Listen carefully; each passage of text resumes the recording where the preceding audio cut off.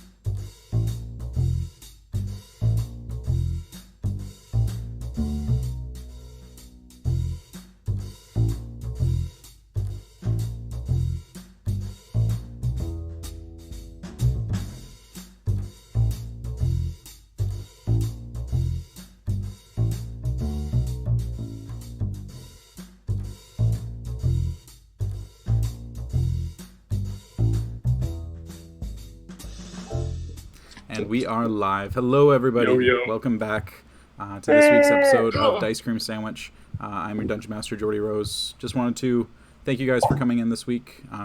Obviously, we took a week off last week. As all of you know, there were a lot of reasons for that. Some of the ones that we've had discussions with about each other, ways that we want to make ourselves and our community better. And it's something that we're actively working on doing. And at the same time, just kind of enjoying the game that we've come to know and love with a group of people that we know and love. So, just a nice, simple intro this week, nothing special. Unless anybody has any announcements they'd like to go over. I don't think so. All right, awesome. We will be doing the same things that we're doing every stream. We do have a giveaway that we're going to be doing on our break. So about halfway through the stream, usually in about an hour and a half, maybe 2 hours or so, we'll be doing a little giveaway. I've got an awesome little dice tray here. That noise was really loud for everybody on the stream. And so we'll be giving away one of these just as a thank you for tuning in, obviously for supporting us and supporting all awesome creators across the platforms. This is definitely something that we want to just continue to do. So, aside from that, I believe we are good. We're going to go ahead and just run our intro and get right back into playing our usual game. Pretty excited for this. So, we'll see you guys back here in 1 minute.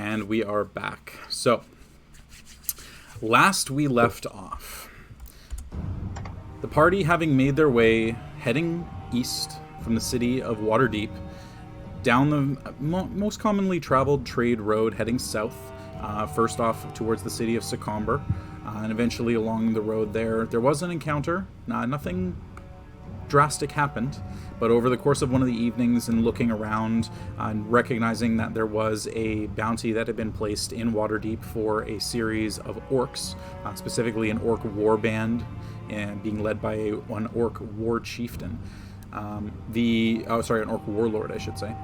The party found a series of tracks of a recently destroyed caravan, probably only 2 days before they were traveling through the area. Decided to keep watch outside, and eventually sent Rick off, who on a very lucky high perception roll found a series of destroyed caravans, not just from the previous attack, but probably from several attacks prior, and the footprints and markings of what looked to be a band of a minimum of 40 orcs. So something that the party decided probably not in the best interest to try and tackle while on their way to already dealing with another large-scale issue. They managed to push past, heading east from that campsite, eventually pulling into the city of Secomber, a very secluded, quiet city, kind of a 2-tavern, 1-inn, and just a little castle on a hill kind of city. They had some discussions there with a red dragonborn, the leader of the local militia. The dragonborn was named Shazair Nalkor, and she directed them to the indication that there were a few tracks heading north outside of the city of Secomber, and that those may give some indication as to what the creatures were that attacked, where they came from, and potentially a little bit more information to help prevent any future attacks, so they might hope. They also had a discussion with the rather interesting fellow, a human named Amelior Amanitas, with his 12 multicolored cats. They water walked over a small spit of water to get onto a very tiny island with a single building, a 3-story gray stone tower, Leif stone-shaped the wall to create a door instead of knocking, yes. was promptly fireballed because assumed intrusion. But upon seeing the magics and upon having a brief conversation with the party and being slapped in the face by Elethe with a fire palm, Amelior decided that you were interesting and invited you in for a cup of tea to meet all 12 of his cats, who are each a different color and each had a different name. The group decided down. which of which their favorite was the lavender cat named Lavender. Sorry. Accurate. But upon having a conversation with him, he seemed to be a man who was a bit more interesting than you had originally guessed.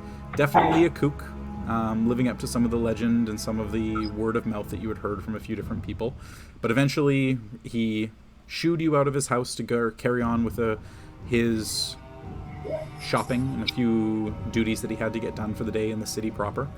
You pulled in for the evening into the Seven-Stringed Harp, a fairly rowdy, normally, inn, and partook in a few drinks, had a brief conversation with the other owner of the second tavern, the Singing Sprite, or second inn, I should say, before eventually settling in for the evening, each of you into your own rooms. And that was where we left off last time we were here 2 weeks ago. So a little bit of extra info there, just to make sure everybody's up to speed, because it has been a bit since we've been at the table. So we continue with everybody the following morning, waking up in your beds, well-rested, putting your armor, putting your weapons on. You're downstairs. Breakfast is included. Very few people, just a couple of the guards coming in for a little bit of breakfast as they're patrolling different areas within the city proper. The one thing that you didn't recognize or that you didn't hear from the previous night is that there is an area that you're in right now where all of these taverns and everything are, and that area is referred to by the locals as the Dip, essentially the lower valley in between the three hills that mark the kind of triangle that is Secomber. So you... Yeah, all right. So with Hope having their voice return after a day of laryngitis, Hope is back with the party and able to speak once again. Hope's mime training is finished. Yes, I can speak. I should have unmuted myself sooner to really add to that effect. Sorry. Oh, hey, Hope. Good to know those Fisherman's Friends lozenges worked last night. It's glad to hear you're back. Thank you. I really appreciate that you got me those mushroom flavored ones as well. It's it's a brand deal we've been working out. Yeah, nice and earthy. Oh, yes. But it's not the same without hearing your illustrious voice. Thank you. Although I'm sorry, my automatic reaction is to flick my mullet, but Hope does not have a mullet, so I need to get back into character. My apologies. You can still do this. It looks pretty cool just doing it without no hair, too. You know, it gets the point across. They have a braid. They can flick their braid. So what's happening, Captains? What are we doing? So I think we were gonna start by doing a check around the perimeter to see if we can find any clues, pass out information. Well, we know that there's some possible chain devils, correct? I think that's what we were on the heels of. No, not. They're all of the chain devils are dead, but we're looking for a potential gate that they came out of. Or Soin of who summoned them, who brought them, something like that. Because they can. So I think we were gonna do a check around the perimeter of the city and then head north. There were some tracks. Trails. North. The tracks heading outside of the city were heading north. At least they were quite some time ago. Okay. Cool. Well, no time like the present then, eh? So I think that's our plan. Do we want to get headed out now, early, and get the day started? Early. Might as well. Are we sweeping the whole city's perimeter, or just? I think we should go south, and then split into two groups of three, and then meet up at the top of the. So if we go south, split up, and each go up, and then meet at the top, then we can head north, and that will cut that time in half of going around the perimeter. About how long with the hills will it take us to get from one side of the city to the other? Secomber is a city that is not exactly the biggest thing in the world. It would take you going north to south about half an hour. So including the east to west time, about another half hour. So give or take 40 minutes. Okay. That's fine. That seems feelable. Yeah, the city is not large. It's essentially just the 3 hills, the 2 ports, one kind of smaller, looks like it's more for local traffic, and then one that's definitely more of a trade port. Then that one's a little more east. Whereas the one that you stopped in at and then you eventually walked across the water to go over to Amelior's tower, that's a little bit more southwest. Okay. Okay, do you guys like that plan of splitting into two groups to Makes sense to me. investigate? Yeah, cover more ground. Does anyone else? Around here? Sorry.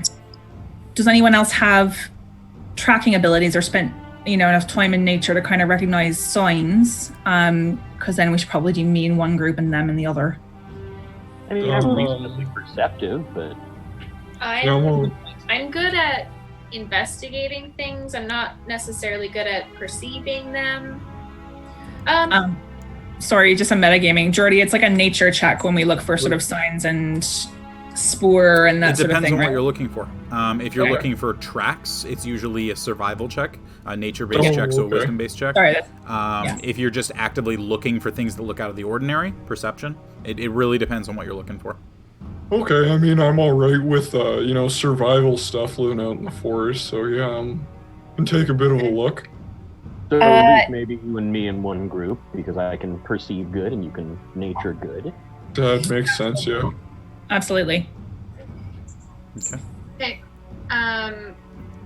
So we should have someone who's good at nature survival stuff and someone who's good at investigation or perception in each of the groups.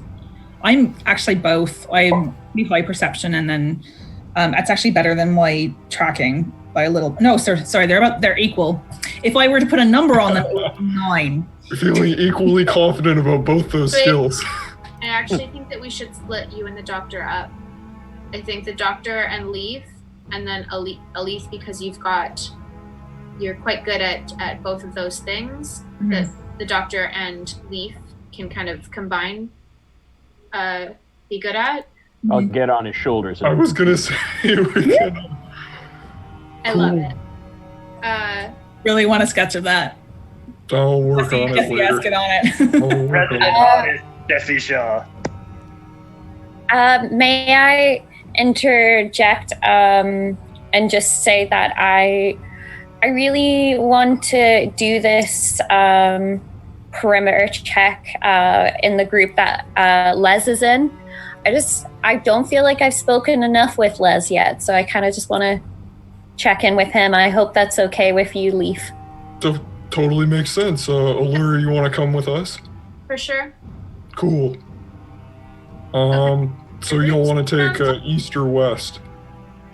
I'm good with either. That's fine. So just as a reminder, because it has been a bit of time, west is back in the direction that you guys first entered into Secomber, where the castle was, where all the Lord's Alliance guards were.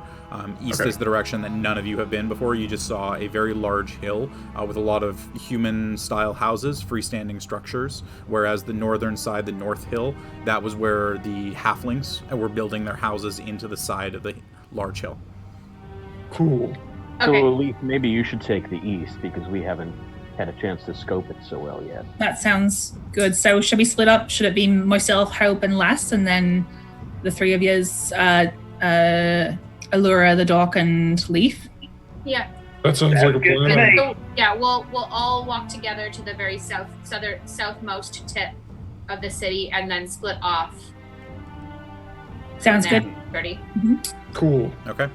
All right, so heading south, you eventually do come to the river. So there is the large river, the River Delimir, which is essentially just to the south, Delimdir, I should say, which is just to the south of Secomber. That's where a lot of the ships are coming to and from, both east and west, from the major trade ports that are further along the river in both directions. So you would kind of meet down at this front, or at the center of that. To the west, you would have the smaller kind of more local port. whereas to the east, the one direction that you guys haven't gone yet, that is where the larger trade port is for a lot of the larger vessels, full crews actually offloading large goods, sacks of flour, things like that. And then kind of continuing on from there. So what I'll do is I'll get, what is it you're looking for specifically in each group? Let's start off with Hope, Les, and Elethe. Basically any sign of something that seems out of the ordinary. So tracks that are quite distinct that maybe look like they could be, I don't know, devilish feet, something like that. So non-humanoid tracks. Non-humanoid tracks, anything that sort of pings me for like, this doesn't really belong here. Sure. Or, Sherlock Holmes, any kind of clue, cloth, dust, whatever, something that seems out of the ordinary for this region and for this type of town. Sure. Go ahead and make a survival check for me. Ooh! You guys, I got new glow-in-the-dark dice. Oh, what? Yeah. You're going into caves, you can turn off your lights and show them. Can you show them close to the camera, please? Yes, I can. Oh, pretty. Yeah, they're like sprint gushers. they're kind of like jelly. Oh no. This is gonna sound Yuzol so cool froze. on the I podcast. think it's me. Yeah, it's you. You'll come back in a sec.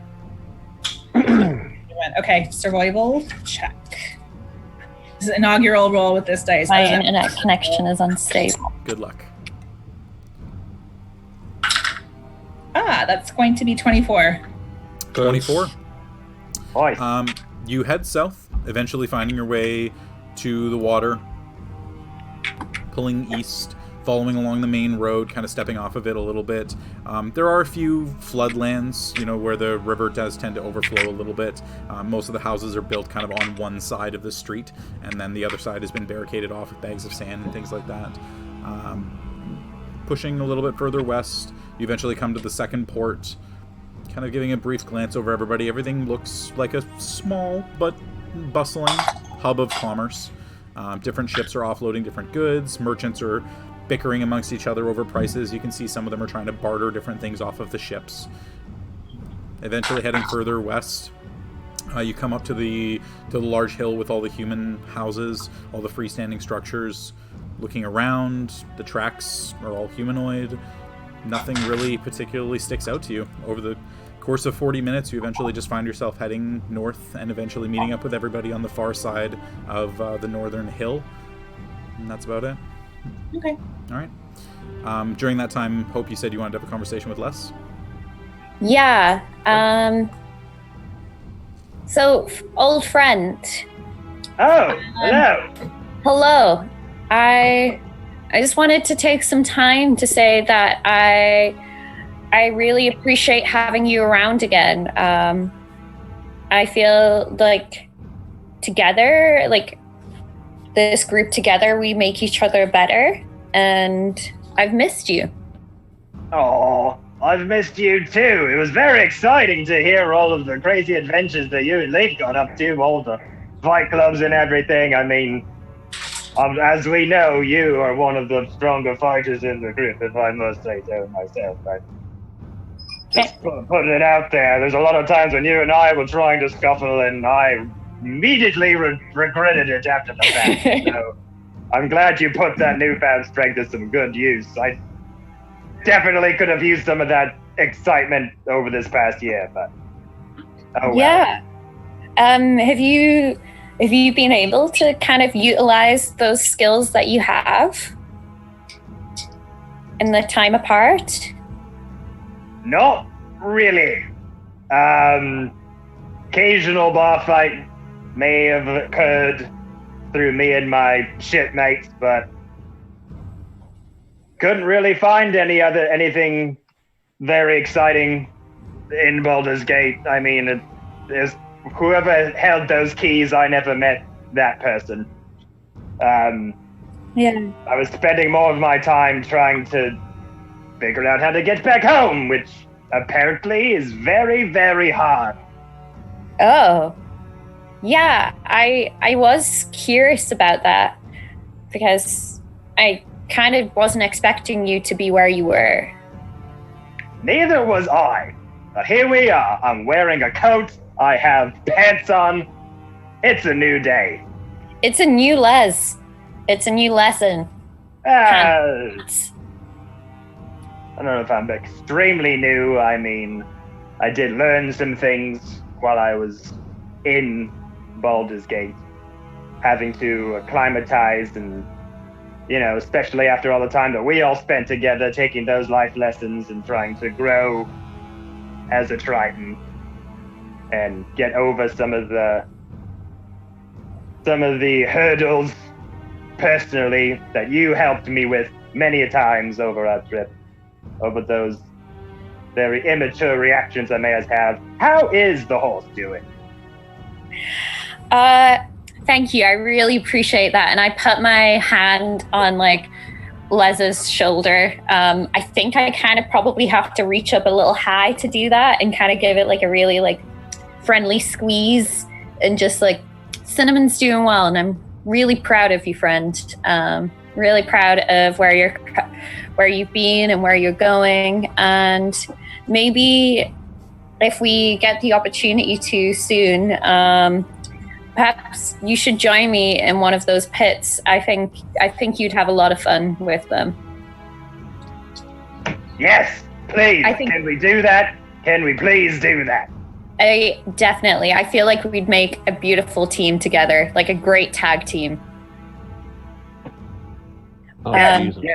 All of it, yes. If you have any cool new moves that you've learned with all other fighters, I want to learn those immediately because I have not had any sparring time in a while.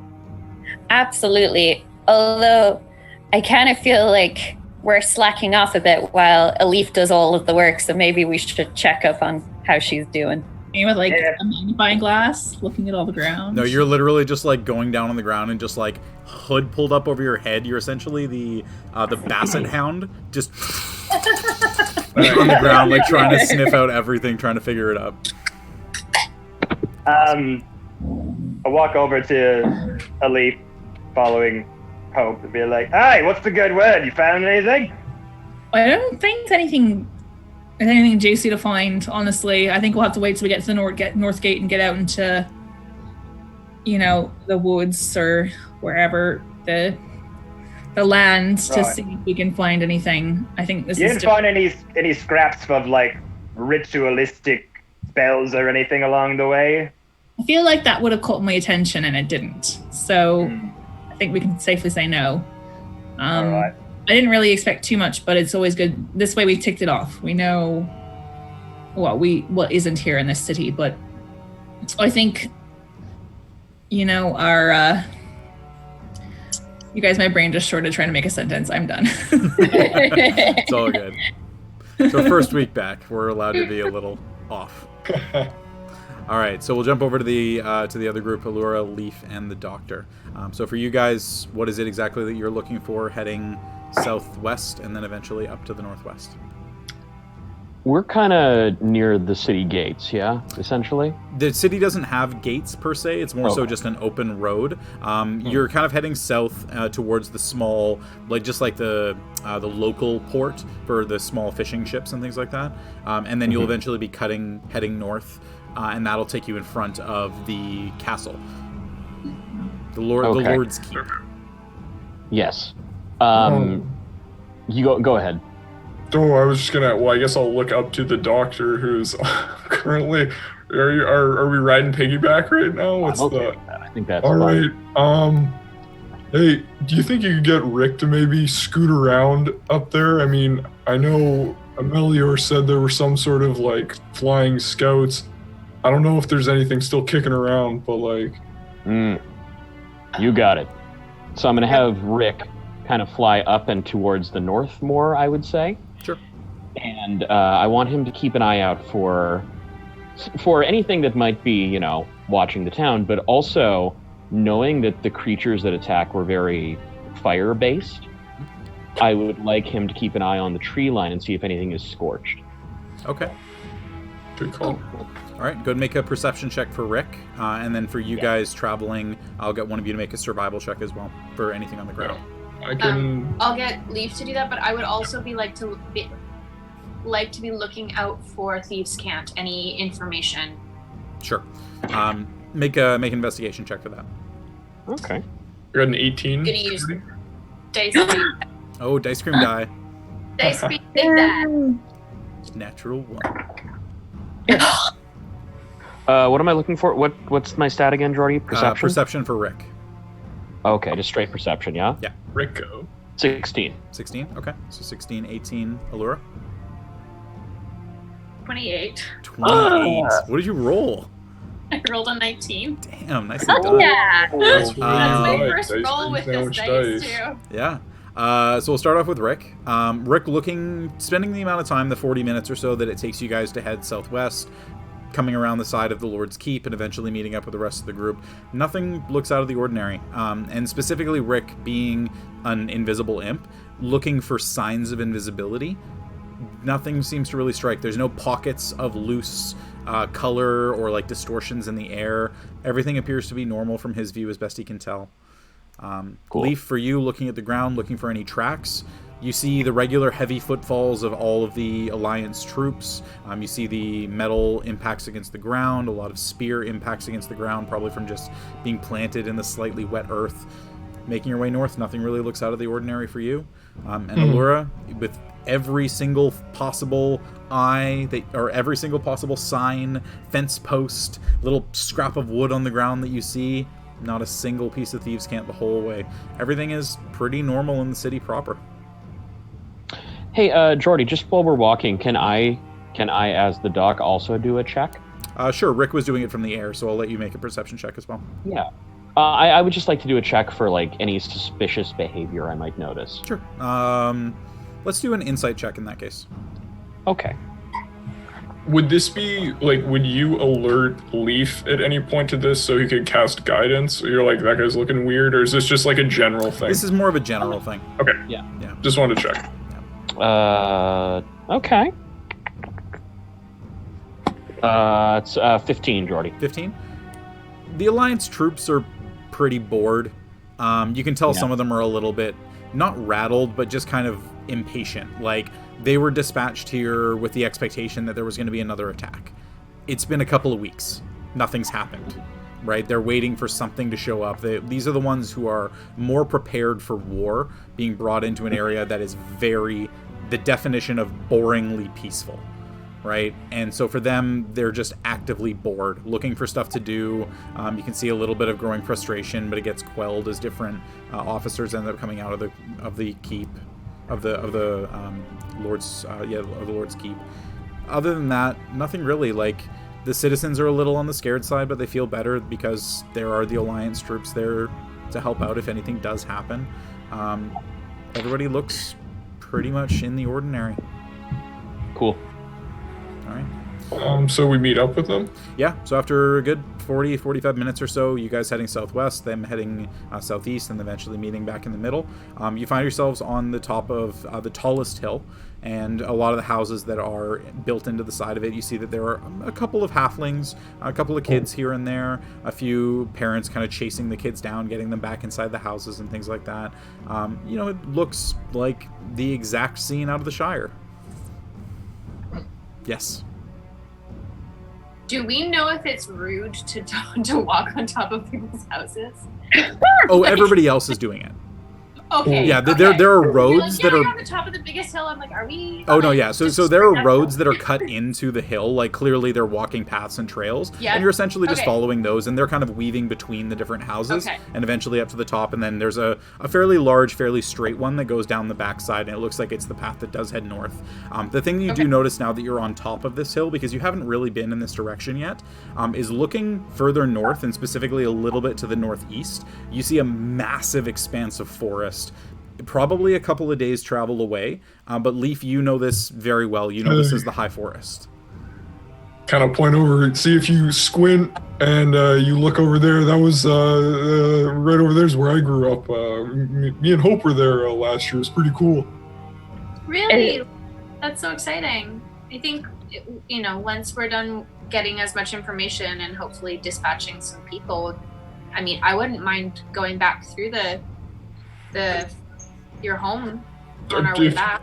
Y'all want to come visit? I'm sure I haven't checked in on my granny in a minute. That could be kind of fun. Jordy, would I know how, like, just sort of guessing how long it would take us to then travel, we'll say, like, from where we are in Secomber to where my granny is, or at least to Loudwater? Yeah, give me a second. No, sorry if I'm putting you on the spot with some, like, weird geographical stuff. Yeah. Gotta say, I like the name Loudwater a bunch. Dude, Loudwater, I got some mixed feelings on that, but it's cool. Like, it does have a really cool name. I will admit that.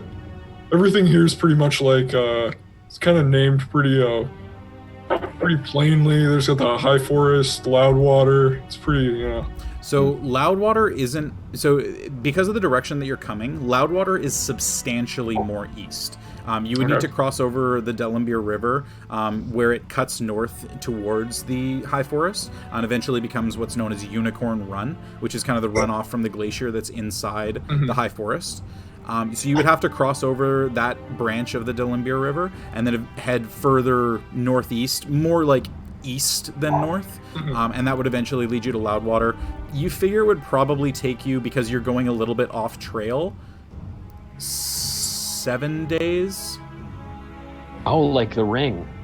Yeah. Yeah, probably about 7 days, maybe 8 days, because you're going on less traveled roads. But you would definitely be able to do it. It'd take you probably just over a week. I mean, if, you know, we'll see how we're feeling. If we need a little R&R, my granny makes a really good mushroom stew. We can pull up there for a bit. Yeah, I really do recommend the stew. Leif's granny is one of the kindest people I've ever met. I know she really liked you, Hope. So I'm like, you know, I was a little worried. I wasn't too sure how people get along with her. She's kind of old, but anyways. As grannies often are. That's true. Mm-hmm. Can I just say out of character that I really can't wait until Jordy plays Leif's grandmother? Why do you think I keep casting Sending every once in a while? It's just a little taste every time. Every time. It's just Anthea, but not grumpy. Yeah. What if that's the twist? Whoa! Damn it! You blew it right apart. God damn it, Jesse. Gonna have to rewrite that. But yeah, so I would say that Jesse, you as Leif would know, because of you growing up in Loudwater and just outside of it, you would have made the trip to Secomber before. The distance is definitely doable. It's definitely a not super well traveled path. Typically what would tend to happen is you would take boats from Loudwater and follow along the Delambir River and eventually into Secomber and then further on to Daggerford. But you know that there are a couple of neat areas here. One of the major highlights of Secomber specifically is the fact that it is kind of a launching point for expeditions of people who want to explore the High Forest, get into the different mountains that are there. There's the Star Mountains that are within there, which is kind of the beginning of the Unicorn Run, where the glacial runoff comes down and eventually joins up with the Delambir River.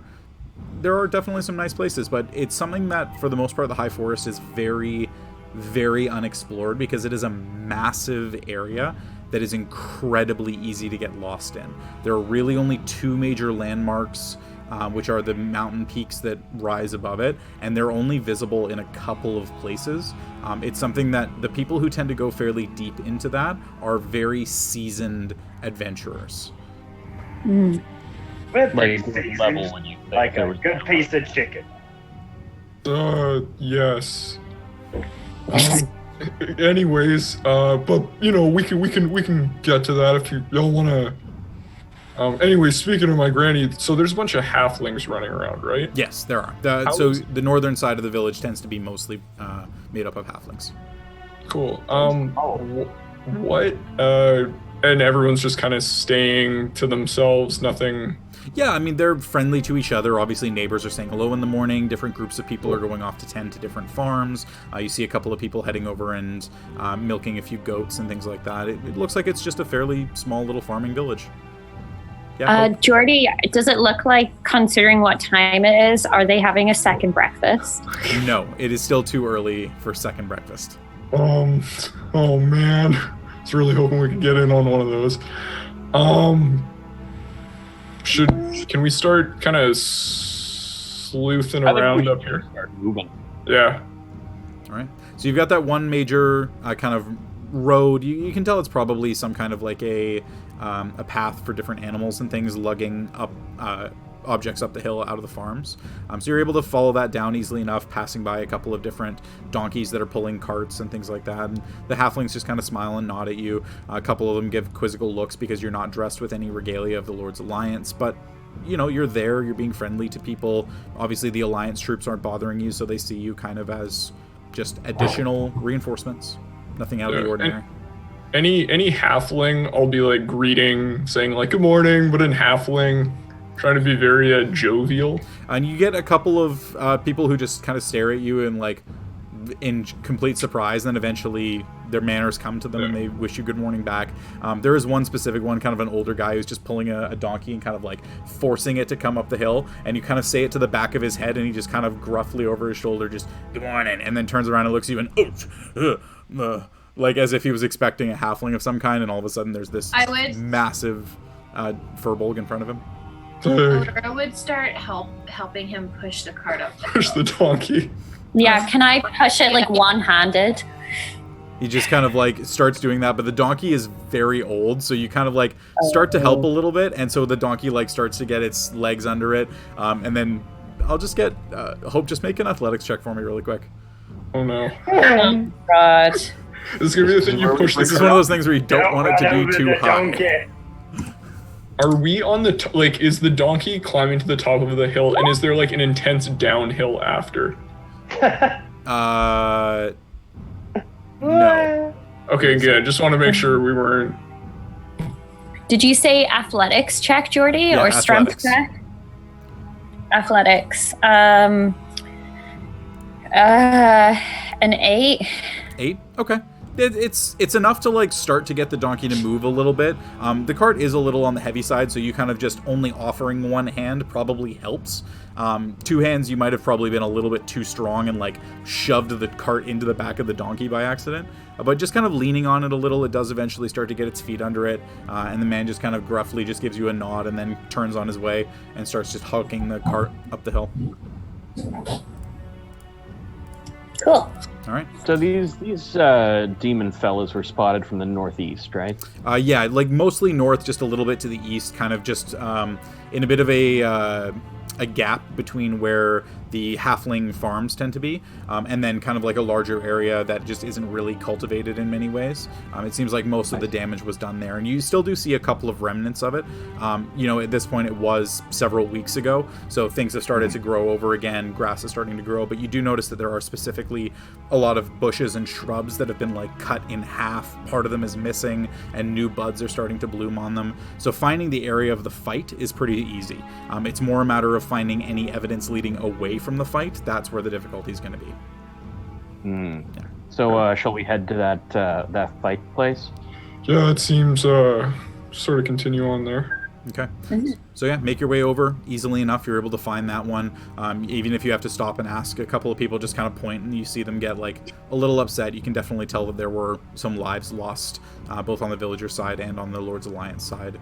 And so you eventually end up getting to this area. You find the remnants of the battle, and at this point it's a matter of looking for tracks. So I need somebody to make a survival check for me. Me, I guess. Okay. This is something where if somebody wants to assist, they're able to do so. Yeah. Am I also able to cast guidance on this, or is this like a continued kind of... Elethe, No, this is looking for a starting point. Cool. Elethe, you're the best. You're a nature goddess. I believe that you can find us and point us in the right direction, and Aluura's gonna like go. At least like it's kind of hard to tell because of her sort of like mauvey purple skin, but she kind of like you can see that she's like blushing just a little bit. Oh, Aluura inspires Elethe. Sweet. Is that a D4? It's a D6, and you can use it. You don't have to use it right now. Oh, love it. Yeah, You you get to roll first at advantage because Leif is assisting with the D4 for guidance, and then if you don't like the result, you can add the D6 if you want. Oh my god. Skill checks are going to be fun for me. Yeah, I was gonna say like, welcome to a cleric bard party. Like, oh, you want to do something? Cool. Here, have 10 extra points in it. You're gonna do it amazingly because we're just such a good support system. Like, Elethe looks down at the ground and then does a backflip. Okay, that actually wasn't the greatest roll, but it's fine with all of the extra things that I have. 21. 21. All right. So you look around for the better part of 20 minutes, half an hour. You're desperately at this point trying to find some kind of note, and the sunlight is not helping. You're not rolling a disadvantage because it's specifically a survival check, but you're actively looking for things, and the sunlight is starting to get to you. And then Aluura and Leif just kind of tag team find a way to block the sun in just the right place. Yep. And you end up you end up finding the tracks are definitely older, but the trail can be picked up and followed. The tracks are a mix of large humanoid footprints, some smaller, but mostly larger. But some are much larger clawed tracks, as if they were made by nothing but the bones in the feet of a large animal. Interesting. Judged from the description of the bone demon, like the ones that are just made from bones, like there was a few that were just like skeletal, and then there was one that was chained.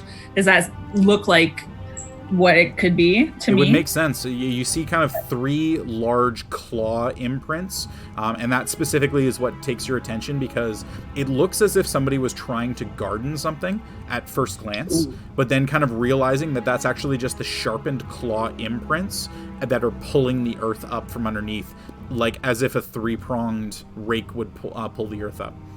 Okay. Hey, Jordy. Yes, sir. Is it possible to do like a quick sketch of what the tracks look like, of what Sure. the prints look like? Yeah, totally doable. Just for you guys and everybody in the chat that's listening to this, imagine, the classic Jurassic Park Tyrannosaurus Rex footprint. It's that, but it's all bone and very thin and kind of sharpened at the ends. Yeah. I literally meant like for the doctor to take a sketch in his book for it. Yeah, you would be able to do that easily. Fantastic. Doctor, this is an incredible drawing. Less. Thank you. I studied at Juilliard. I know Julie. He's a good person. With the bone tracks coming on the ground, can I kind of look around and see like where, like, are the tracks just coming from like completely down the road? Did they come out of like the side of the bush? Like where exactly? So it's a fairly wide open plain. There's not exactly a ton of foliage. There's some high grasses and things. It looks like the tracks are pretty back and forth, right? With this being a battle area, it would make sense for them to be back and forth across as different parties were engaging at different times. But with Elise's assistance and kind of pointing out the origins of the tracks, it looks like everything is originating as walking in towards the city or running or whatever they do from the northeast kind of side. Okay. Can we, like, finding the tracks initially, can I kind of follow this set You certainly can. towards the northeast? And, sorry, it leads into some woods? No, it just leads. It's essentially at this point, it's becoming more open grassland plains. Because the high forest is really where the greenery comes in. This is more you're not close enough to any river to really get proper irrigation of any soil. So it's starting to turn to dirt and a little bit of rock and things like that. And so you're kind of start following that, and it's heading like northeast, like mostly north, just a little bit towards the east. And yeah, you guys are able to start following it. And as you're following it, because you're getting further and further away from the water source, the tracks actually start to become a little bit easier to follow. It was more picking up that original trail that was on the difficult side just because of the amount of foot traffic and people coming in and starting to get the land back to what it was before. That was the really difficult part. DC was 20 on that, by the way. Ooh. I rolled a 21, so that was real close. Before. Whoa! Use the inspiration die too. No. Yeah. So I rolled a the inspiration 9. only lasts for 10 minutes, though, right, Aluura? No. I don't have my I don't have my. Okay, I'll double check. I'm pretty sure it only lasts for 10 minutes. Something like You can inspire others through stirring words or music. I think it's an hour. Bardic inspiration. Once within the next 10 minutes. What? Yep. Damn it. Okay. Can you let me know when it's like 9:55. Sure. So we'll say Aluura is a good enough teller of time to give you a general idea of when it's close. You can make another survival check for me and go ahead and just add your inspiration die. So same thing there. Is this an advantage too? Yep, add advantage with the D4. Whole 9 yards. Oh yeah. Damn. We've got a conga line of support going. I just feel like I'm like this, but with dice. Oh, not 20. Okay, so that's gonna be This is going to be like a 36. I bet. 37. Oh, close. All right. 37. So Lost their shit. with the tracks becoming easier to find, you're looking like 200 feet ahead. You can just see them in the distance, just continuing on and on. The sunlight at this point isn't even bugging you. Yeah, you're just able to straight up see everything in ahead of you. I can see everything. But Everything. as a result, you do also notice that the tracks continue for a long ways. You guys have been traveling now 10 minutes. You kind of look off into the distance. 10 more minutes. 20 more. By this point, you've traveling for over an hour outside of Secomber, and the tracks are still there. They're still following, and they're essentially in an organized line. There is no breaks in the tracks. There are no dissension, no creatures that are taking a different route. They are definitively on a purpose mission. Les? Can I kind of, as we see the tracks getting longer and longer, and we know this is probably going to take some time, but it's like, look over to Leif and be like, "Hi, bud. You've lived around these parts, right?" I mean, yeah, kind of back there, yeah, a little bit, yeah. Yeah, that's true. Do you know where this is heading? Like, are you familiar with this area as well? Or are we just going into complete, we don't know where we're going? Yeah, I'm not gonna lie. Is it the farthest away from home you ever been? Yeah, it's pretty, it's definitely not where, this whole area is pretty confusing, even for someone that's lived here for a while, so I won't act like I know this area. I mean, I got lost a lot as a kid, even like in my backyard, so it, definitely, yeah, I'm gonna say, let's keep our wits about us, but no, I have absolutely no idea where we're going. And as we're looking kind of, as we're looking sort of further on, is the trail kind of just keeps on going into like plains, like roving hills? It looks like it's eventually going into like a forested area? Or is it just like open plain for as long as we can see, like in Alberta? No, it's open plain. The only major landmarks are in the direction that the tracks are going is eventually, several days away, is the high forest. On your left, so you guys looking back west, you would see a fairly large set of mountains, and these are the ones that you kind of traversed beside where you saw the orc footprints, but again, several days away on that side. The only other real highlight is that the path that you're following right now, probably maybe a couple of hours away, if that, there is a splintered part of a river. And you saw that as you were coming out of the village, that the Delambir River that normally heads east and kind of just a little bit to the north, there was a split in the river at one point. And this, you would imagine, is probably where the glacial runoff from the Unicorn Run comes down and eventually meets up with the Delambir River.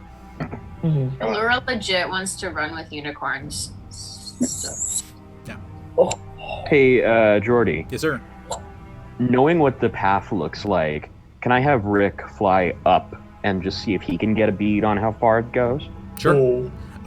Go make a perception check for Rick.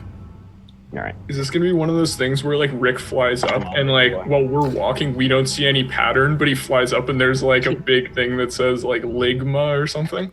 I mean, he rolled a 19. So STP. it's possible. 19. Make a survival check for Rick as well. Okay. Because he's got to go high enough to still be able to see it, but he also has to recognize what are tracks and what are not. Yeah. I'm picturing Rick being like a drone right now, just like moving like a drone does. I mean, he kind of is. That's kind of what we do. So, Jordy, that was a nat 20. Okay. Hey! So what's the total Rick's for that? doing okay for himself. Sorry? So what's the total for the nat 20? It's a 20. Oh, it's just 20. Okay. Yeah, so he gets pretty high up, high enough to start seeing the distance, start seeing where the tracks are going. Even for him, they probably continue for about another hour. He's not entirely sure where they're going, but you guys have traveled to this point for almost an hour. He would estimate you've probably got at least that amount of time to go again, and at that point, even he's not able to see where further they're going to go. Yeah. Okay. I'm gonna let's huddle up with the group for a sec. This feels like it might be a longer than a day encounter. Yeah, this might we might be doing some camping, or we're prepped for that, right? I brought my rucksack with me. I kind of take it everywhere, so I was planning. Well, I just mean that we might be wise to have brought the wagon. I mean, I will say just the wagon. There's a potential that the wagon may help. Obviously, if it is a multi-day travel, but because of the nature of what's here and the rockiness of it, it might also just impede you guys. That's Very right. good. Terrain can be real unpredictable when you're tracking. It might actually make it. We might take a slower pace if we have the wagon and we have to free it or anything like that. So, I think it's beneficial if we're going on travel routes. Yeah. Shit, did we renew our parking at that place we were at? We'll say So sure you we've did. got Okay, cool. we can take watches to make sure we're safe, since we're not sleeping inside. sure. We've just we've got a ways to travel if Rick's got anything to say about it. All right. So Rick ends up coming back down. I personally like getting out of the city, but if anybody didn't bring enough food, I can probably hunt for us, bring down some game. Yeah, I'm sure it'll be fine. And I mean, this is the only lead we've had regarding this situation, so we might as well follow it. Actually, one thing I do want to check is Hope riding Cinnamon right now? I don't know. Is Hope riding Cinnamon? Part of me wants to be like, I don't know. Am I riding Cinnamon? I would say, I don't know, did given we the take nature of Cinnamon this, with it? probably not. Okay. Yeah, it would have made sense. Like, you all are setting out on foot. It wouldn't make sense for you to just be the one individual who is riding. Although you can, of course, because you've got Fine Steed. If you wanted to, you could simply summon Cinnamon. That would be pretty cool. Right. So there are ways of doing that as well, if you wanted to. Yeah. Cinnamon's hanging out with the other horses.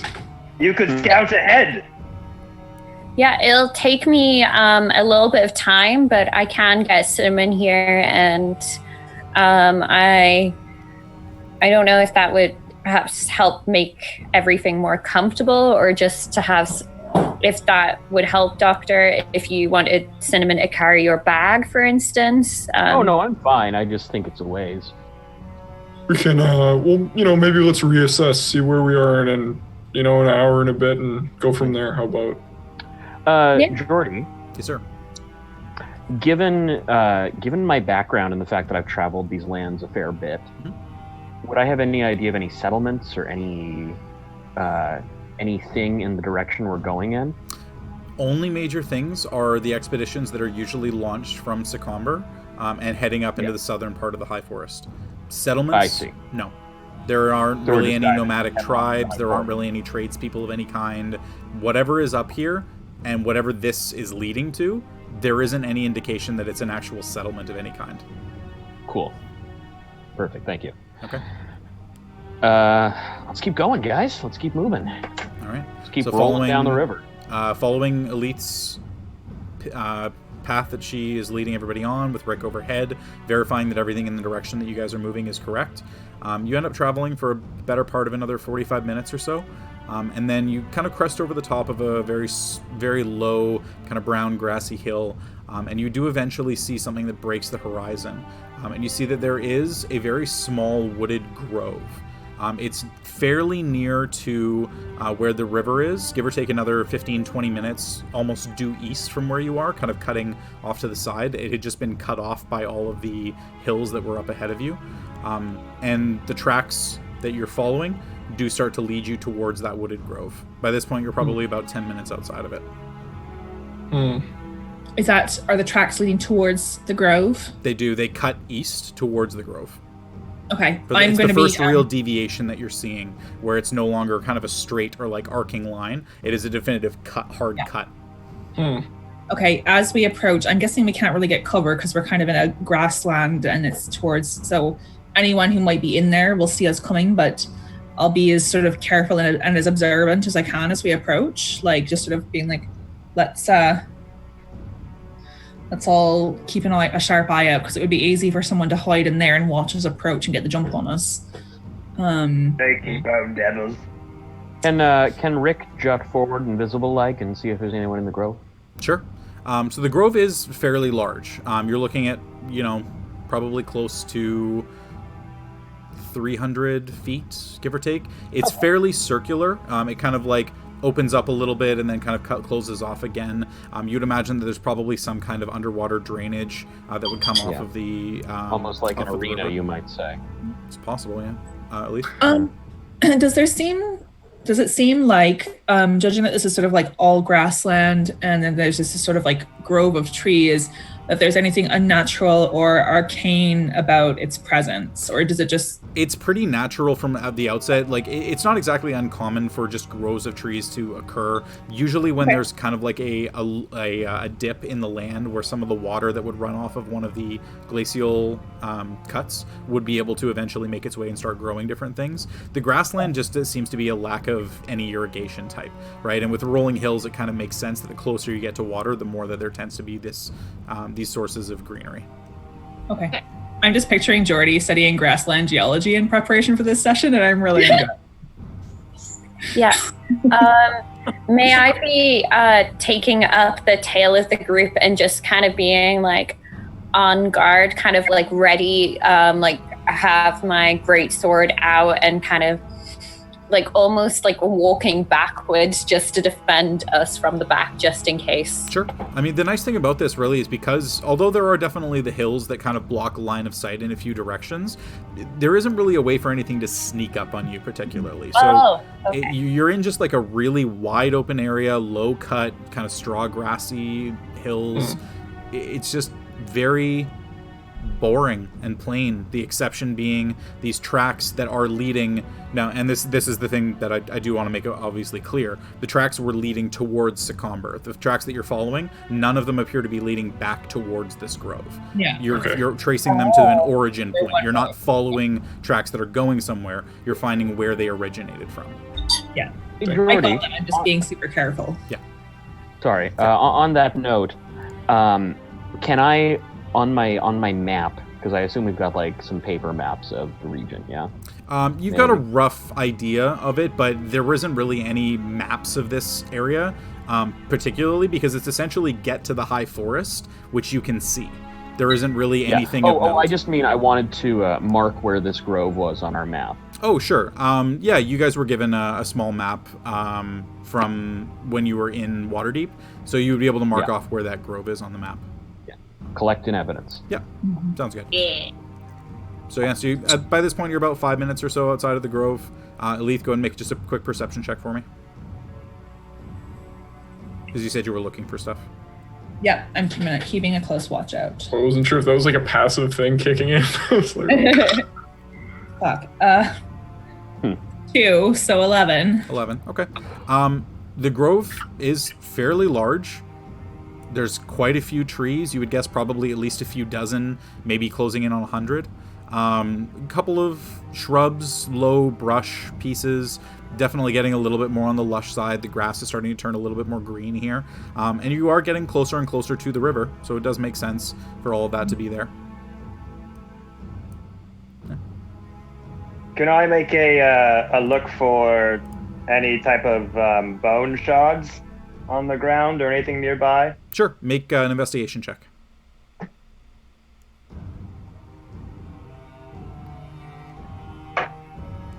$15.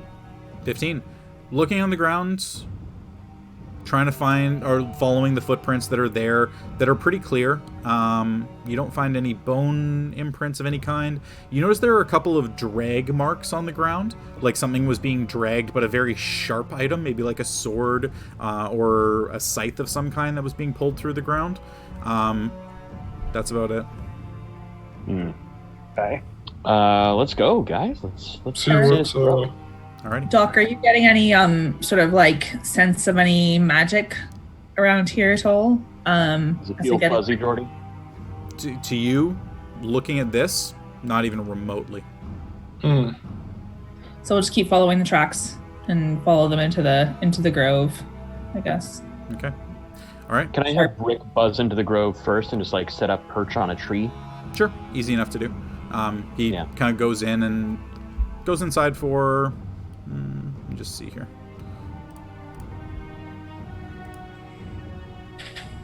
About 60 feet, 70 feet into the grove.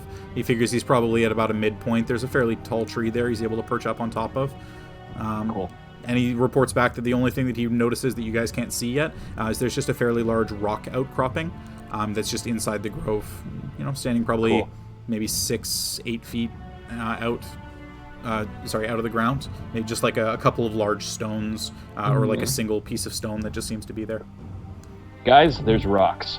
Doc, where Rick has gotten to, are the tracks still there? Are they still leading through? I make a perception check for Rick.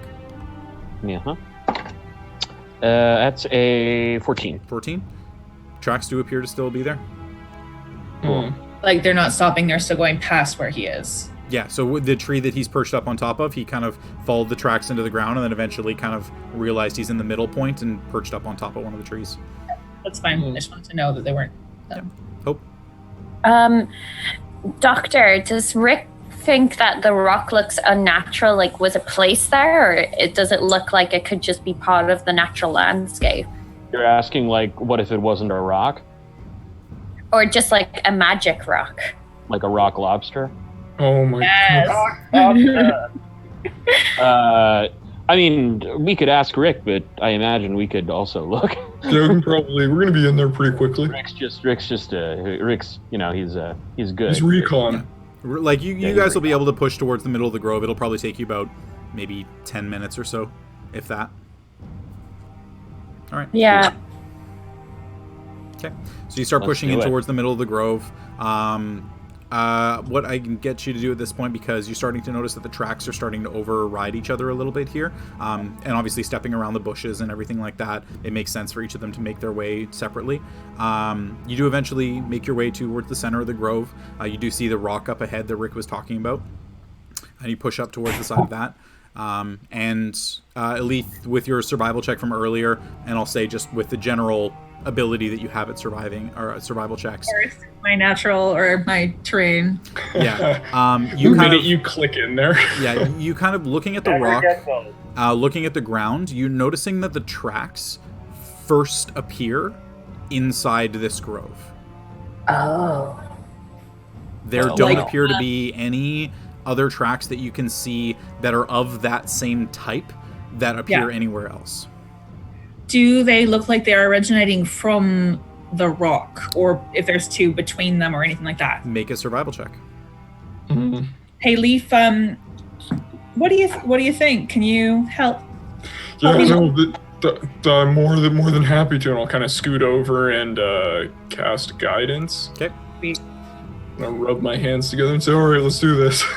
Okay. And you're assisting as well. Yes. Okay, so add advantage with the d4. Okay. So this is perception? Survival. Survival, sorry. Yeah, okay, great. 28. 28. The tracks don't appear to come from the rock. But you do notice that looking at the ground, you had seen some of the humanoid footprints, a couple bigger, a couple smaller, and looking around a little and kind of making your way slowly around the rock, you notice that there is a second and third set of humanoid footprints that kind of come from around the other side of the rock and seem to continue through the grove, heading east towards the river. Okay. And these So- ones don't actually match any of the tracks that you had been following up until this point. These are entirely new ones. So I'm just kind of picturing this. Judging from the way that both these new tracks and the old tracks kind of appeared, would it make sense to me, looking at them, that they all kind of manifested at the same, or from the same place, and then just went in different directions? So, funnily enough, no. The tracks that are going around the rock and eventually leading towards the backside, for you guys from where you entered, the far side of the grove, there are 2 sets of footprints that are walking in towards the rock, and 1 set that is leaving. Does the rock have any, like, runes or anything etched into it? Make an investigation check. With the check that Elethe made, do we see the footprints that came from the river? Do they also return to the river? The 2 sets that came from the river, 1 set appears to return to the river. The river is still another 10-15 minutes away. Yep. Hey, Jordy, that's 24. 24? Okay. Looking around, trying to find any runes. The rock itself doesn't appear to have anything on it. But you do notice that there is a little bit of burned foliage on the ground, probably about 5 feet, 6 feet in front of the rock. As if there was just like a fire that was lit, but it only burned part of the ground and the foliage that was nearby, not in the way that a traditional fire would burn. Okay. Can I want to make sure I understand the footprint thing. Sorry to be... Yep, all good. Pedantic. But, so from what it looks like, 2 humanoid footprints come from the east towards this spot. Correct. 1, like, bone demon, whatever, the trowel-looking footprints goes back towards the town. And 1 of the same humanoid footprints returns towards the east. Okay, so 2 humanoid footprints come from the east. 1 humanoid footprint goes to the east. Yeah. Near the rock, 3 sets of humanoid footprints and 1 bone devil footprint imprints. Those all head west, which is the trail that you followed to get here. And that matches the number of creatures that you were told had attacked the village. Now, the 2 humanoid footprints and the 1 that returns from the east into the east, does the one returning look like it matches one of the ones who came? It does. Okay. Is there any discernible distinguishing characteristics of the humanoids' footprints that were coming from the east? Of the humanoids' footprints that were coming? Yeah, and the one that's going back. Not really, as well. no. Okay. So sorry, Doctor, we'll come back to you because that investigation check. So the burned foliage that was on the ground, that's a clear indicator, and it's not fire foliage. It looks as if almost like a ring of fire had been turned vertically and was burning kind of like the bottom part of that ring out of the ground. Okay. You also notice that there is a branch nearby to where that burned foliage is that's broken off on the ground, and there is a small piece of black cloth that's snagged on that branch. Looks to be wool, potentially. Okay. Hey, fellas, I think I found our portal. Ooh. Oh, you did. So, you see this little Bernie bits here? I'm gonna point at the Bernie bits. Bernie bit. There you go. You see them? They're nice. Not really. Demons came out of there. It appears as though a grand circle of flame was here once. Oh. And I want to pick up the stick with a little bit of black cloth on it, and present it to the group and say, and whoever this belongs to has some explaining to do. We get the pan out from Rick. So there's a piece of cloth here. This is important. Probably take that with us. Yeah. What is that made out of? Like, what Does it look like a piece of clothing or? Make an intelligence check. I should not have been the one to ask that question, but okay. Remember, you can ask for assistance. Okay. I mean, I'm holding it. I'll take a look at it. Sure. Doc, So, what do you think of this? Who could this be from? Let's find out, shall we? What the fuck is this bull? Hey, Jordy, while they're doing that, you said the river is close by, like 10, 15 minutes away. yeah, about probably 10, 15 minutes from the other side of the grove. Could I start walking towards it? Oh, less. Oh, good. All right. So yeah, you start Jordy, walking towards it. Yeah, you too. Intelligence or investigation? Intelligence. Okay, 19. 19. Elethe? Oh, I'm making. Okay, I thought the doctor was doing it at advantage. No, you're each Oh, I rolling can do one. that too. Okay. 8. 8. Okay. You look at it. It's wool. It's thick. It's probably comfy. Doctor Looks looks like at a it. train machine. Given that the doctor found it and the branch was on the ground, and it looks like it had been a broken and dead branch for quite a while, your beliefs would lead you to think that that was most likely torn from a piece of clothing that would reach the ground. Pretty good chance, given the material that it is, it's most likely a cloak of some kind. Like a robe or a cloak, yeah. Robe or a cloak, yeah. Share that observation with everybody. And it's black, yeah? Black, yes. Okay. Aluura. Would I be able to look at it from a like a fabric background knowledge and get any extra information about like the quality of the fabric? Sure. I'll say make an investigation check. Make a fashion check. We're figuring out whether or not it's ethically sourced. And while you're doing that, Hope. So because I was kind of keeping an eye out on like people sneaking up on us, would I have actually noticed Les kind of starting to head in that direction? Actually, no, because you'd be looking in exactly the opposite direction. You're looking for people following you. He's going ahead of you. If he's Damn not it. sneaking, But he's not sneaking, so Elethe and the Doctor and Leif would have heard him. Yeah. Aluura, what was your roll? Rolled a natural 20. For a total And of... my investigation, because you said investigation, right? Yeah. My investigation is +9. So this dice has now chosen me, Kevin. I'm so sorry, but this is familiar dices, like On the logo. big dice. Boom.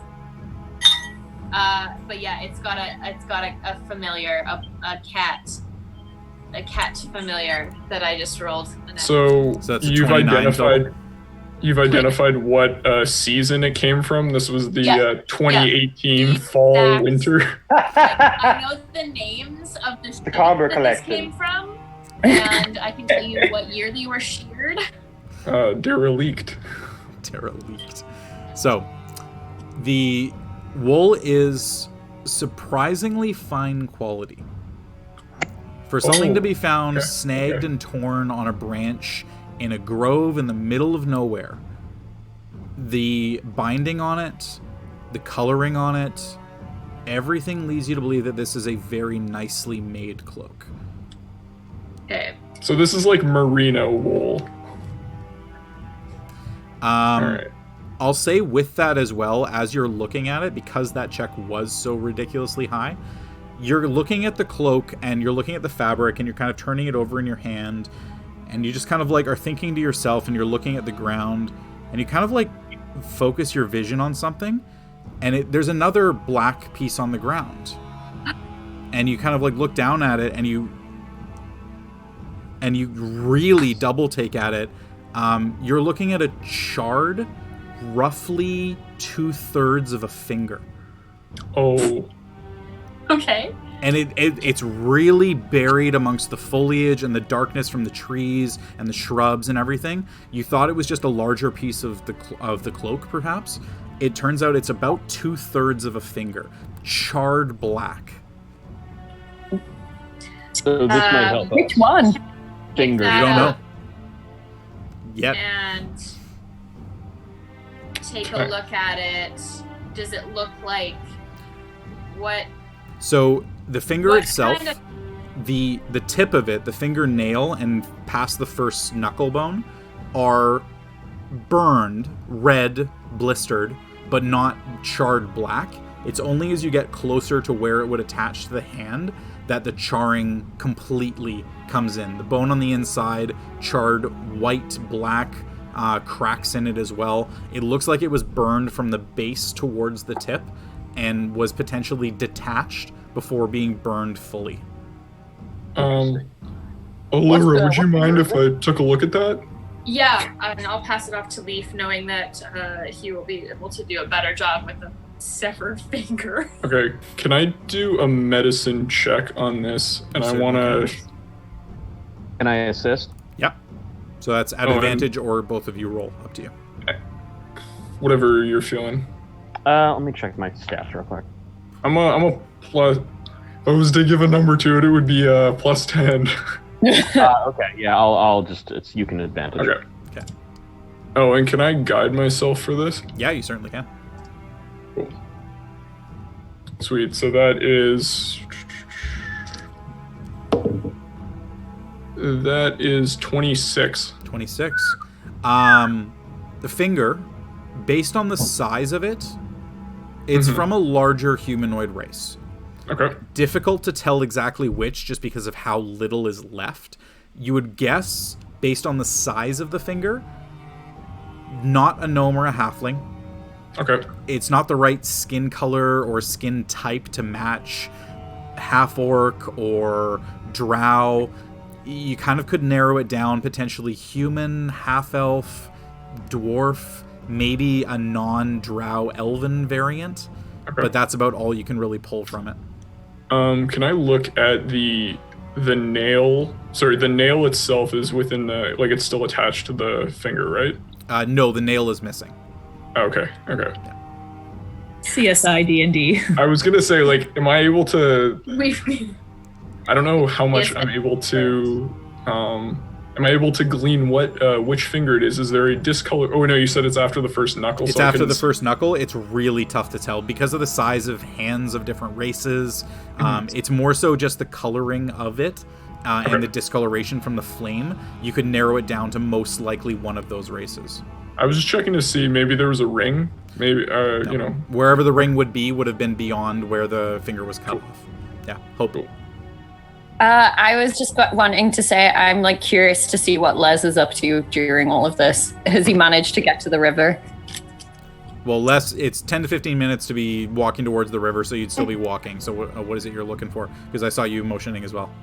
Looking for the water. Yeah, I was just wanting to make sure that on my way over to the river, I was just constantly like looking around me, making sure everything's cool as I walk in here. That no beasts around are going to surprise me or anything. Just constantly keeping an eye out as I walk towards it. Okay, so you would be making so with you saying that you were going to do that, a couple of other people would have noticed you going because you weren't being stealthy or anything.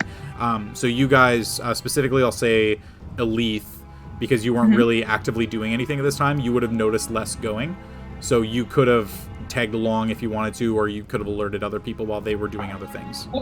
Which direction? He's heading due east, following the humanoid tracks towards the river. Following the tracks, I'll go with him. Okay. But before I go, like, I just did want to posit one thing to the group as I sort of like peek at that finger that they're looking at and be like, if it was burned from the hand side in, is it possible that there was some kind of sacrifice to like a circle that something had to be burned in order to summon? These things are just a thought, and I'm gonna follow less. I guess that's possible. Could I do a check into the... just checking in the kind of ground around the area where the circle was? Would there be any like dried blood or any sort of like viscera? Absolutely none. Perfect. Take the finger. We're getting deep into the CS. So, Les and Elethe, you guys heading east outside of the grove. You would be able to follow the trail pretty easily.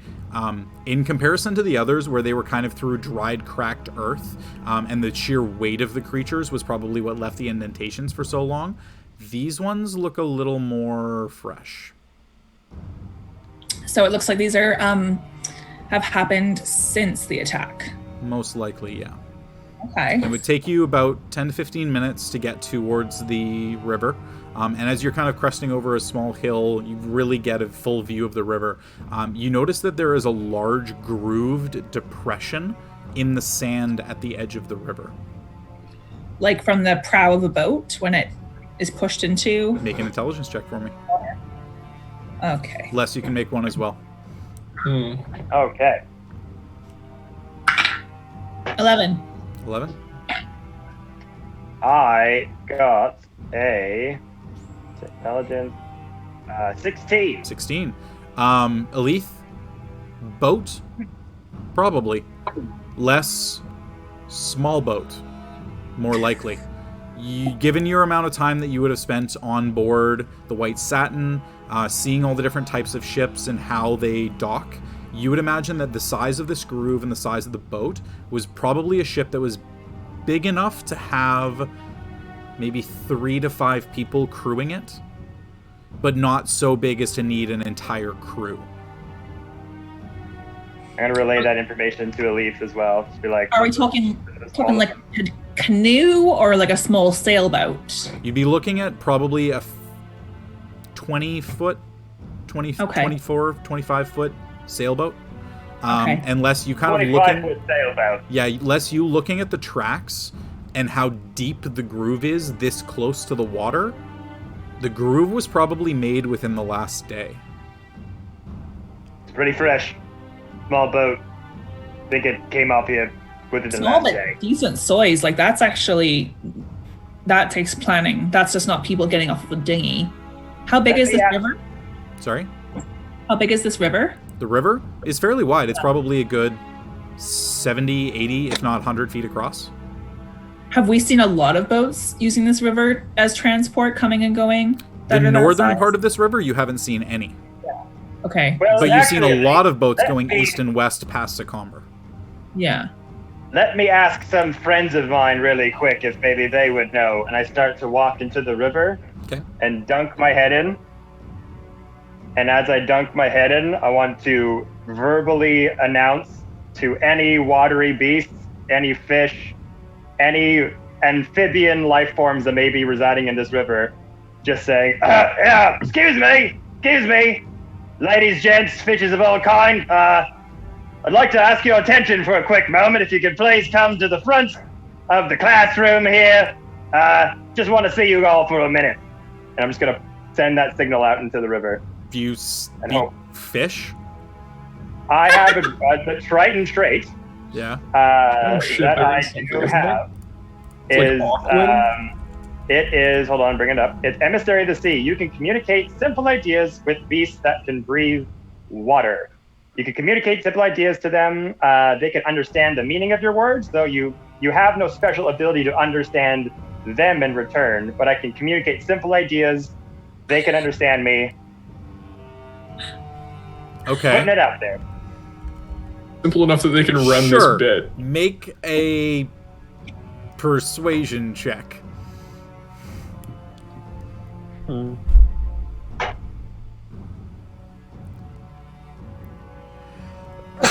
Gotta get a fish kiss. It's a +4, so 13. 13.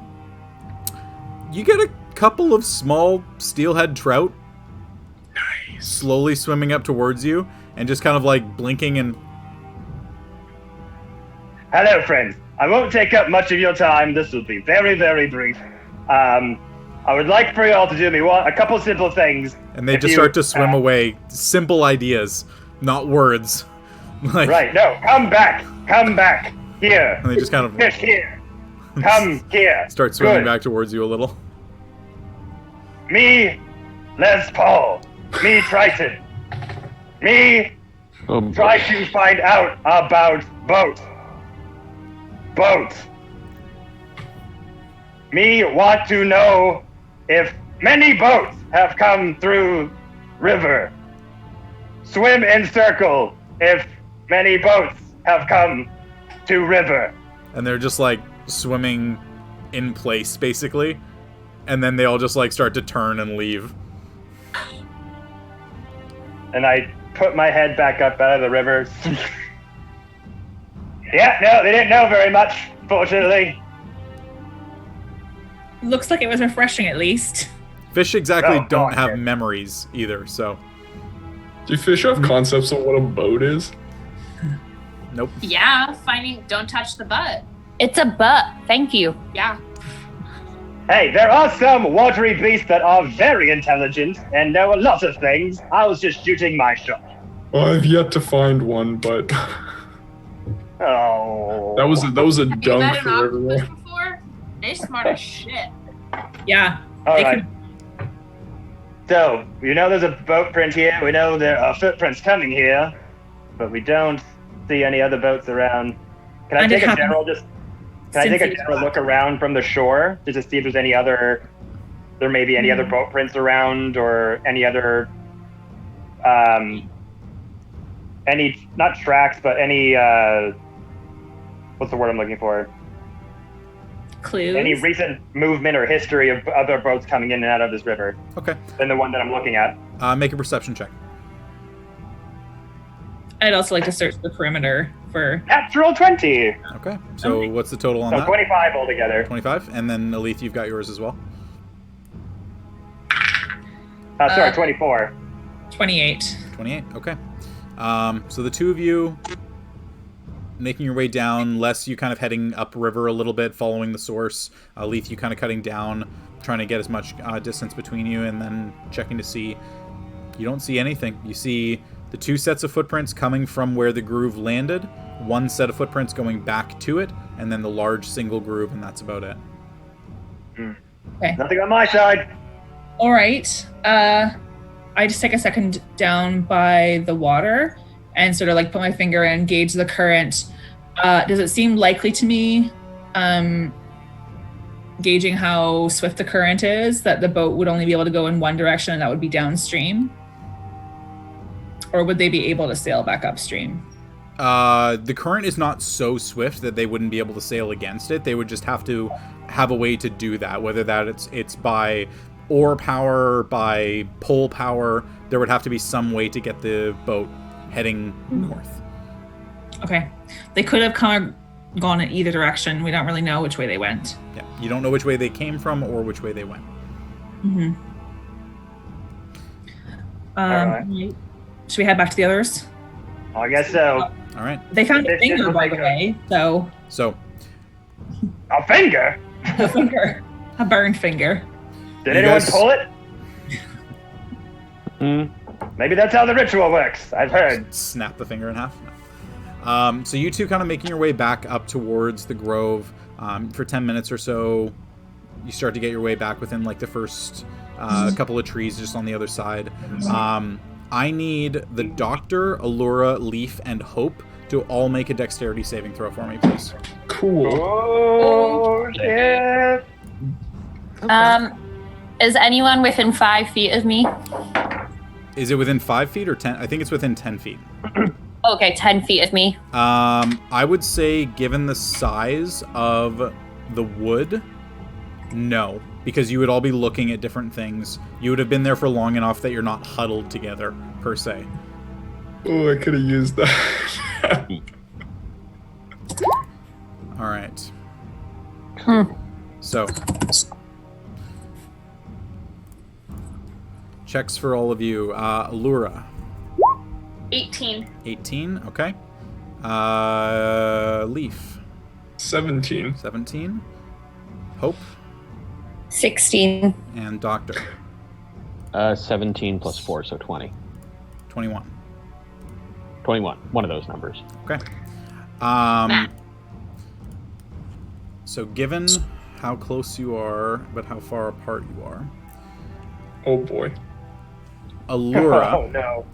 you would see, coming from the northern side of where you are right now, kind of everybody around the rock in different places, you would see a crackling light just instantly streak towards you out of the trees where nothing exists. And you feel an instant shock in your body, and your arms immediately just throw out to the sides, and out of your fingertips come a series of additional bolts that lance to each of your other 3 allies that are there. All of you, with exception of the doctor, takes half. And Aluura, you take half as well because it is a dexterity saving throw. Oh my god. Let me go ahead and just quickly roll this. I'm glad I went to the Looking like the cover of a National Lampoon's Christmas Vacation. This is a lot of dice. Oh no! That's what I love to hear. Motherfucker. 40. You take 47 points of lightning damage. Aluura, you take half, so that's 23. And Doctor, you take half for succeeding, so that's 23. But Leif and Hope, you each take 47 points of lightning damage. That's extremely not chill. Oh no! Okay. Fuck. Yeah. And Aluura, you just kind of instinctively looking back to where you saw that point originate, you see nothing. And I'm going to sorry about that, you guys came from that direction, and I'm going to point like directly where I see it. Okay. And I'm going to take a shot with my cross, my hand cross. I'll show you guys exactly where, and I'm gonna shoot it. Watch this though, because it's gonna disappear right away. Okay. Jordy, can I prepare the defend action right now? Sure. Okay. Jordy, there's... Or sorry, dodge. Dodge, sure. 2 quick things I would love to do. Yep. Number 1, get that finger in the cloth, wrap it up in my little hanky, and stuff it in my pocket. Okay, easy enough to do. I'll say that's your free action. Yeah, and for my action, I want to tap my monocle for detect magic to see if I can see if someone's being invisible over there. Okay. Let's see what the range on detect magic is. 30 feet. You do not see anything. Okay. But I've got it active for 10 minutes, right? 10 minutes, correct. Cool. All right. Hope, was there anything you wanted to do? I've already got my great sword ready because I've kind of been looking out, and so I'm like at like full attention. Yeah. So you're essentially just looking at Aluura as she's saying, "It's over there." Points the hand cross, fires a bolt. Aluura, you thing, and the bolt just travels through the air and hits nothing. Would we have heard that crackling bolt go off? You would have heard a lightning thunderclap echo from Okay. the inside, probably about maybe 40 feet ahead of you, 50 feet ahead of you, and you'd have seen blue lights just light up all the trees around where the rock was. Holy crap, it's going off! And they start running And you guys towards. start running towards. Okay. I would also be watching, like looking for our friends, but like scanning for threats. Okay. So at this Yeah, same point, here. we're going to go ahead and take our break. Let everybody refill in the water. And when we come back, we're going to dive into some combat. Because if we go into the combat here, it's going to take way too long. And we're not going to get a break. Yeah. So, No, let's get prepared, mother What, you're telling me this isn't going to be an easy one and we're done? oh no. So, thank you everybody so much for watching up to this point. We appreciate you guys sticking with us so far. We are going to take our break. As promised at the start of the stream, we are going to be doing a giveaway. Got one of these awesome little 3D printed dice trays. You've got slots for 9 dice here. You've got your spell slot tracker, a little rolling area, and then a pen slot. And in this case, given the nature of this, given how everybody has been following clues, I'm going to go ahead and get the thing loaded up. And just give me a second while I do that to make sure that I have Nightbot active. Sorry. Where is it? There it is. Because I need to make sure Nightbot is active before I do anything here. It was talking earlier. Yeah, it was talking earlier, but I have to actually have it loaded up on the website. Oh, okay. Perfect. Okay, we're good. So we're going to go ahead and run a keyword giveaway. So most important thing here is that you do only get to say the keyword one time. Make sure you don't type it more than once. If you do type it more than once, then you're disqualified from the giveaway. The keyword in this one is going to be tracking. And you cannot win unless if you've won in the last, what did we say, 2 months? So you can't win if you've won within the last 60 days. You unfortunately we can only ship to Canada and to the US, excluding Quebec. So anything overseas or anything in Quebec, we apologize. We want to be able to send things to you, but unfortunately we just either don't have the budget or legally can't. Yeah. Awesome. So we'll go ahead and run the winner of that giveaway once we come back. That'll probably be in about 10 minutes or so, maybe 12 minutes. Give ourselves a chance to get some water, and we will see you guys back here soon. Bye.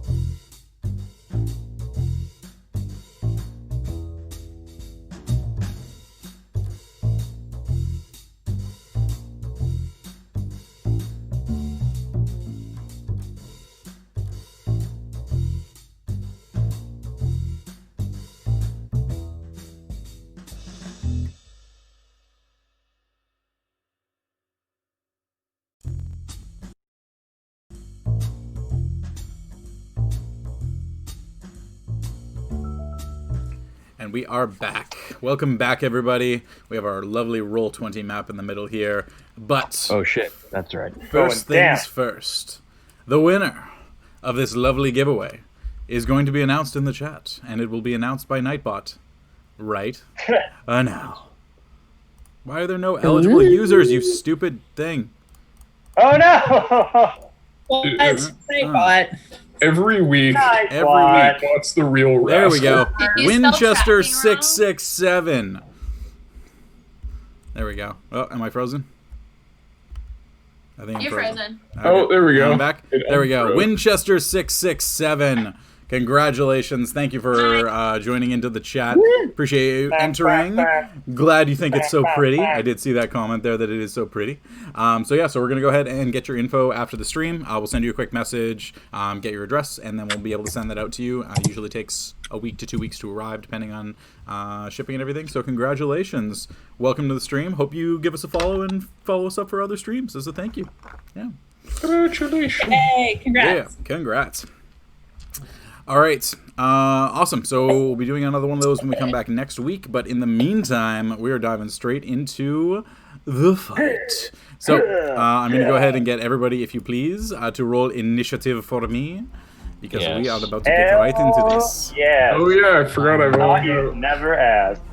Ugh, that was not a good one. This is the first time we're back, and I can no longer roll initiative at advantage because of Bow of Warning. Oh yeah, the bow is gone. Womp womp. Hope, how are you feeling? If you're gonna give it a numerical value, How was I feeling about my initiative? how is Hope feeling health-wise? I'm feeling like kind of around 50%. Okay. All right. If you were to put a number on it, like they're clearly like we're like the shock hurt, but they're doing okay. That's good. Who all got hit? So Aluura, I did. Doctor, Leif, and Hope? Yeah. Okay. We got Zap. For Zap. For once, my curiosity was an advantage. Yeah, when he dipped off, I was like, I want to stay healthy. I'm gonna hang around here. You fool! You absolute fool! Okay. I So wanted to know what the fish had to say about us. initiatives 25 to 20. I rolled a nat 20, so 29. 29. Oh, geez. Don't need advantage. Yeah, no advantage. Initiatives 20 to 15. 15? 16. Yeah. Okay, 15 to 10. 13! Me 13. too! Oh my god! Is Oh, that then all, you're gonna all go three of you at before me. 13? Can we do a high five? Oh, can we do a high... Is that all three of you at 13? I think Yeah. so. Oh, wow, okay. Less So it goes by dex. Aluura. Yep. All right, awesome. So starting combat off, top of the round, Elethe, you saw a streak of blue, a crackling energy, a scream of pain from all four of the people that you left in the forest, and then a sudden bang as a thunder crack exploded through the air.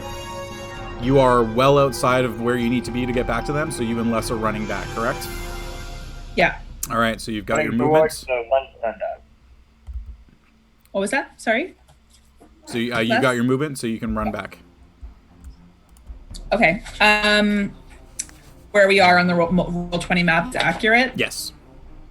Yikes. Okay. And I can't see any source of that lightning and thunder. No, between the bushes and the trees, you just saw the light. You saw the light itself illuminate the trees, and then you heard the thunder crack, and that was it. Okay. In that case, I am going to quickly cast Zephyr Strike. Okay. Extra 30 feet of movement and start running towards the group.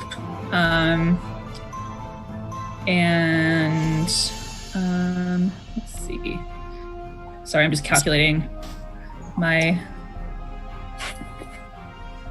Okay, so I normally have 30 feet of movement. So I can go 60 feet. Okay. Can you see where I ping here? Hang on. This, according to like the ruler, is 60 feet. Okay. So I'm gonna head to there. Oops, not ping. Grab.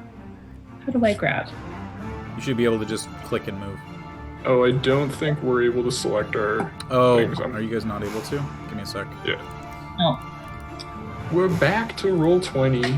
Okay. Woo! Now you're able to. Oh, last time, wasn't the last... Oh no, you guys had that thing in the Citadel. I forgot if the last time we used this was fighting Strahd. It was. It was. Yeah. So that's my 60 feet of movement. Can I see through the trees anything now that I'm a little bit closer? As I dash. So sorry, what did Zephyr Strike do? It just increased your movement speed? Zephyr Strike gives you advantage on a weapon attack as well as extra d8 force damage if you take the attack on your turn. But my walking speed increases by 30 feet until the end of this turn. So And I just is used it an to action or a bonus action to cast? It's a bonus action. Okay, so you could use your action to attempt a perception check if you'd like. Yes, I will do that. Okay, go for it.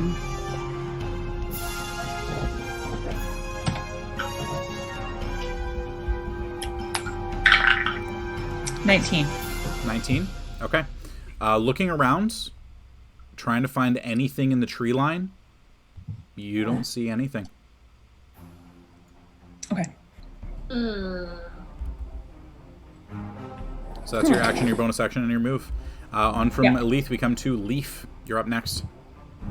Cool. Okay, so I want to cast, or I want to use Channel Divinity, and pump 35 points of healing into myself. Okay.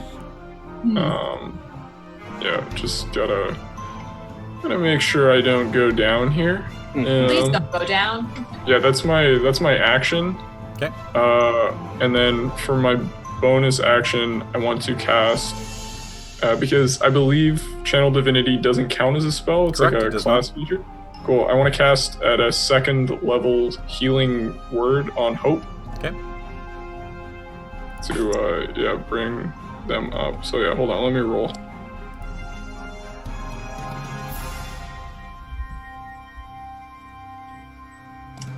Cool, so that's 14 points of healing for Hope. Okay. So, Thank you. I hope you're feeling better, Hope. I don't know what the hell's going on. All right. And I believe that's my turn. Oh, and probably You just got gonna your hold. move as Ground. Yeah, I'll Hold the ground? probably. Yeah, I'm gonna hold the ground. Okay, sounds good. After the leap, we come to the doctor. So, Doc, you got a relatively decent view of where you think that lightning bolt came from, and it came from Aluura, as far as you saw. It came from Aluura. Yep.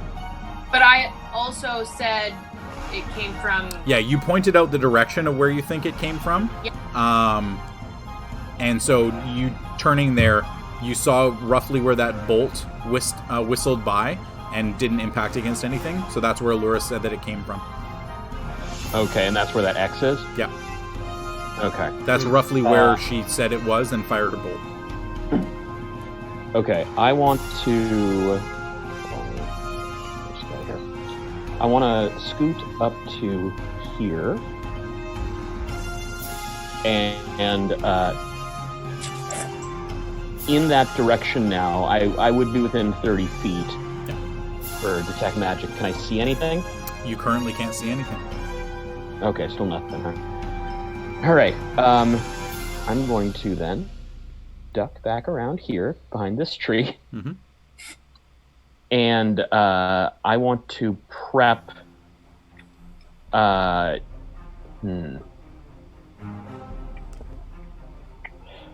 me a sec. I need to think for a sec.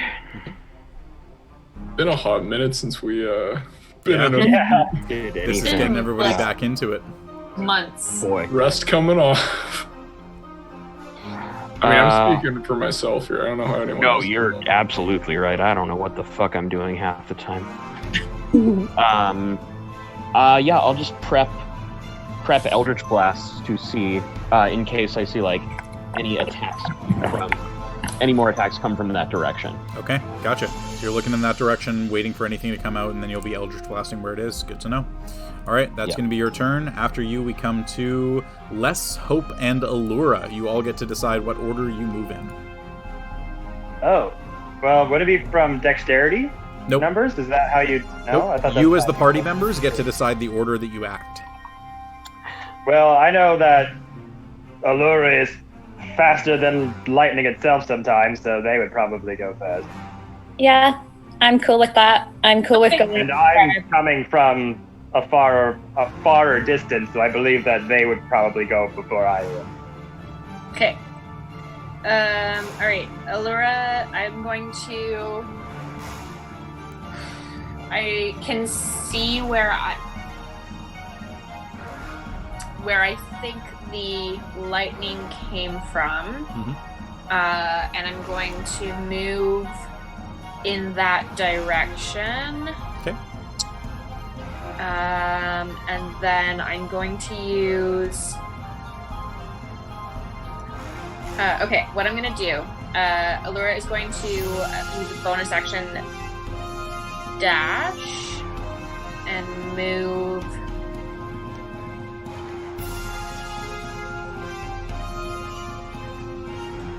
to here. Sorry, I lied. I'm going to move to here. And then I'm going to use my action and hold.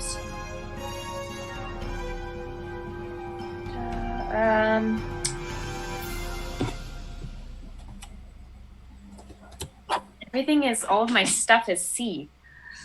I'm going to hold my action to shoot with my crossbow when something appears. Okay, good to know. All right, so your action's held on Aluura's side, so now it's Less and Hope. Who's going next? Oh. Yeah, kind of seeing kind of roughly where Aluura had shot that arrow. I want to, I'm going to move slightly.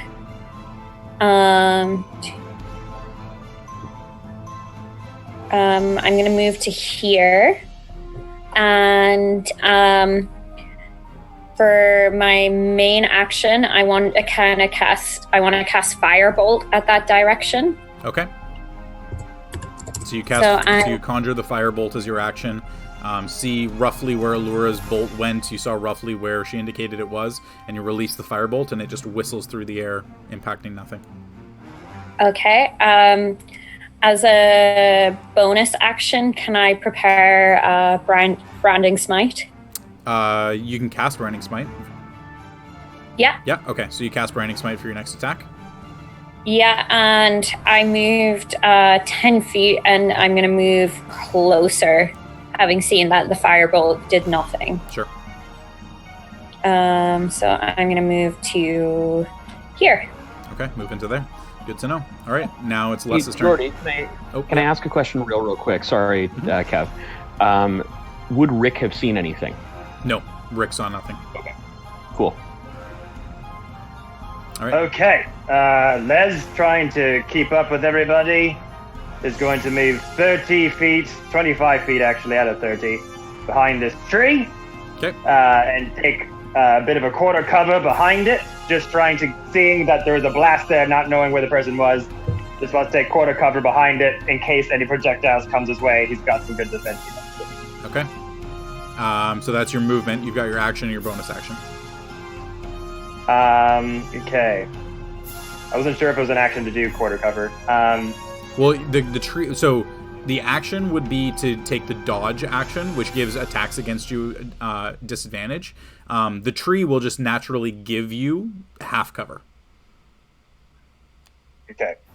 I will take the dodge action then. Okay.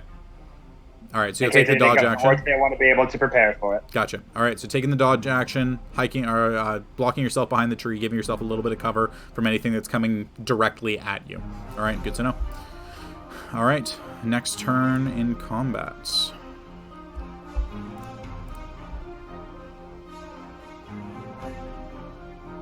Ooh. Where are you, motherfucker? Mm-hmm. I'm listening to very like Right extremely now. highly intense music right now. That's just like dun, dun, dun, dun, dun, dun, dun, dun, dun. Yep. And now it's gone kind of horrific. It's like big violins going. Strahd just pops out around the corner like, fuck! Jen. I'm back. Oh, Oh wait, what if it's what's his face? His Yeah. lover, Jensen. yeah. Jensen. Start He's yelling come for at him. revenge. No, it's the daytime. Okay. All right. He's found a way. Day Doctor, you kind of looking around roughly at that area where that was, but kind of keeping your head on a swivel, waiting for something to ping. I just want to see here.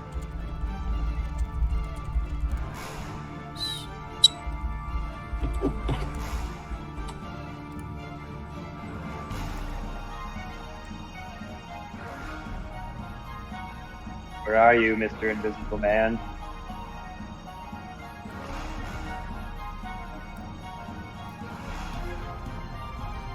Okay, good to know. Invisible All right. person, So, the Doctor, you kind of role having your head on a swivel, looking for detect magic, trying to catch anything that you think might be hiding around, hovering around. You're not entirely sure. Hope almost directly beside you.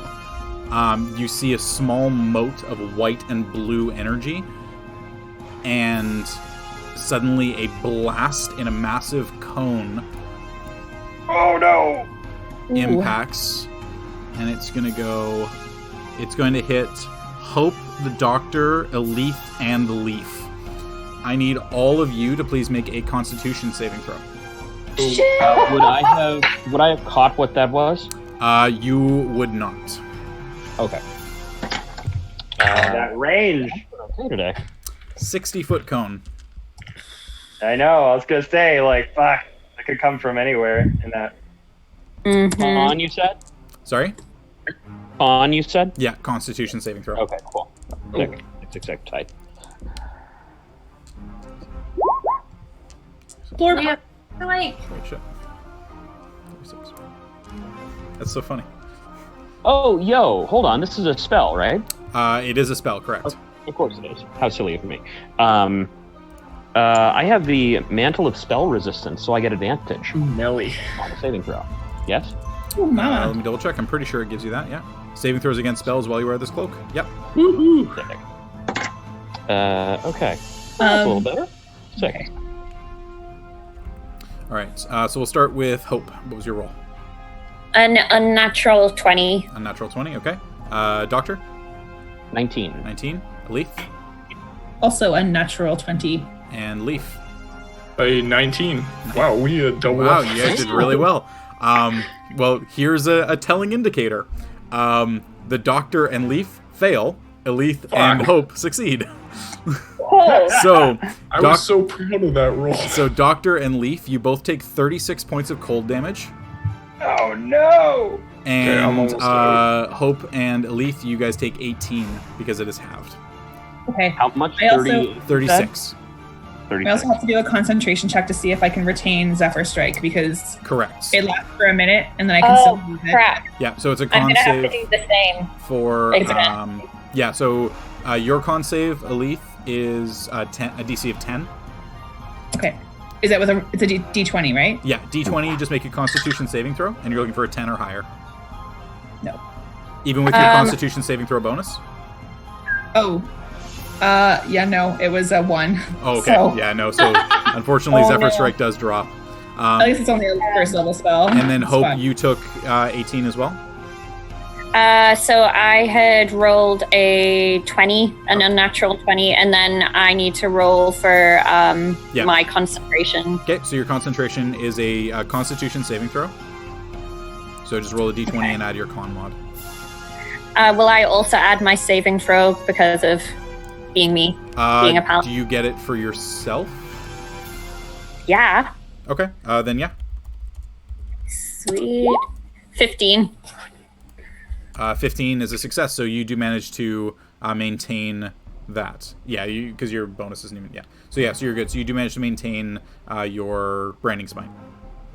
Thank Sorry, you. what did we get? Was it what did we get hit with? You got hit with a cone of cold. Cone of cold. Okay, yeah. Yep. So the first one was chain lightning. Second one is cone of cold. Fuck. Hope you do notice because you were holding, or because you didn't have an action, but you did notice that the origin point of this was almost directly beside you. It seemed to come from right just on the other side of this tree. Oh, shit. Wait, where? Say that again. There's a. I marked the map. Oh, sorry. I did not mark the map. Give me one sec. Jordy, sorry, I should have taken half damage there. With my Boots of the Winterlands, I have resistance to cold damage. All right, so you take 18 instead of 36. That saves my booty. So you would have noticed that it seemed to come from basically right here. Fuck. Yeah. It was almost directly beside you.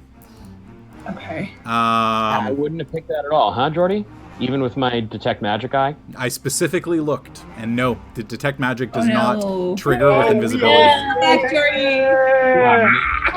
Jordy. What? Clap if you believe in Jordy. What else? Did you detect magic on Jordy? Oh.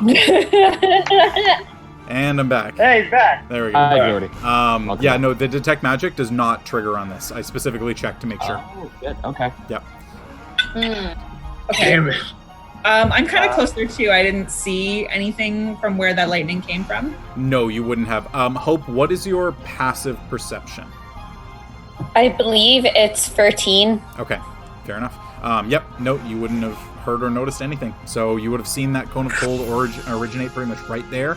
I'll say, Doctor, with that kind of counts like a creature it coming into existence.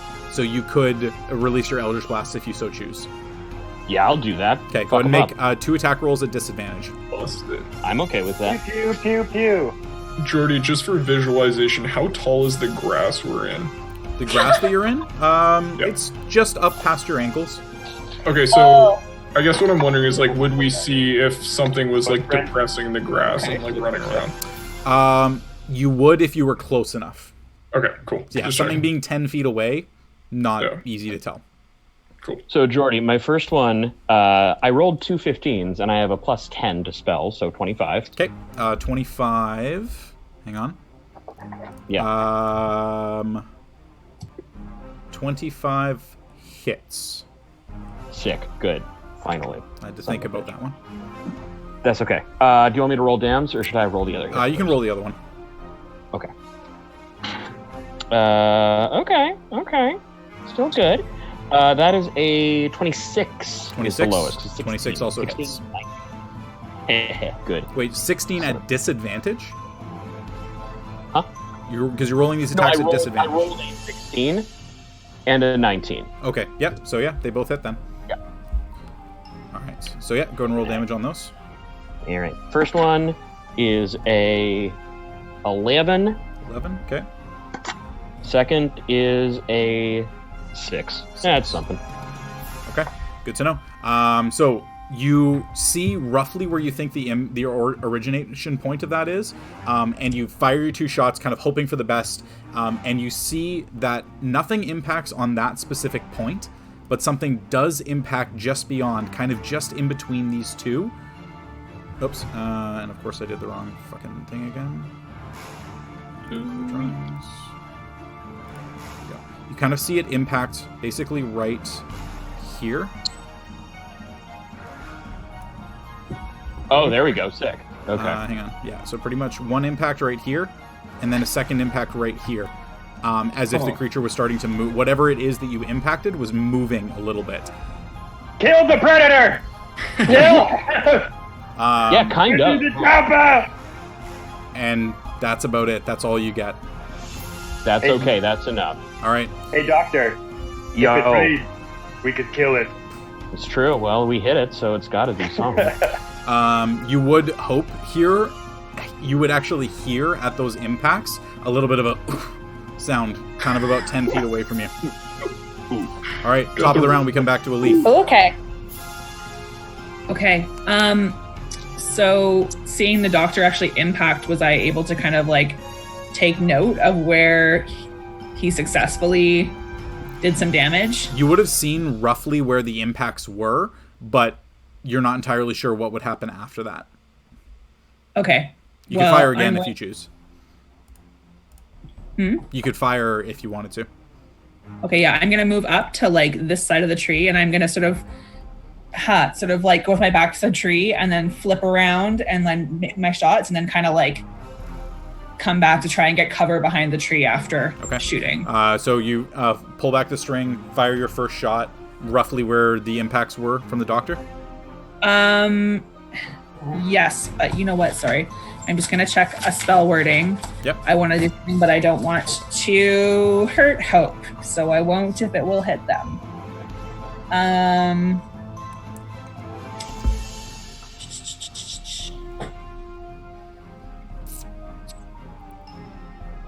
Okay. Actually, so where I think the doctor made that hit and just beyond it in a 20-foot radius that ends before Hope, I'm going to cast Spike Growth. Okay. Can you mark off where you want that to be on the map? Yeah. So 20-foot radius, so you're looking at an 8x8 square. Yeah. You should be able to just draw a box. Yeah, I think I can just draw a circle. Oops. It's getting an 8x8 that's going to be difficult. Hang on just a second. It's not is it a circle? I thought it was a square. The ground in a 20-foot radius centered on a point within range. Okay, yeah, So it would be a circle then. Okay, so if you mark the place, I can draw the circle.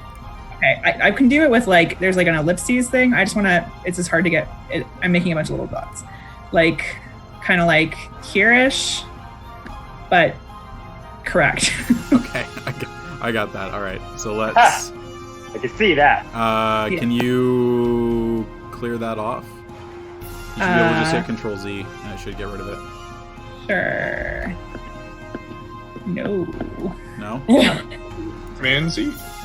It's Mac. Why is there no... Yeah. I wish that there was just a single erase tool. Yeah. Usually you can just click on it and you'll highlight it and delete it. Oh, hang on. There we go. Yeah, there you go. Got it. Okay. Alright, so we'll say 20-foot radius. Okay, so we'll say that it's roughly about like this.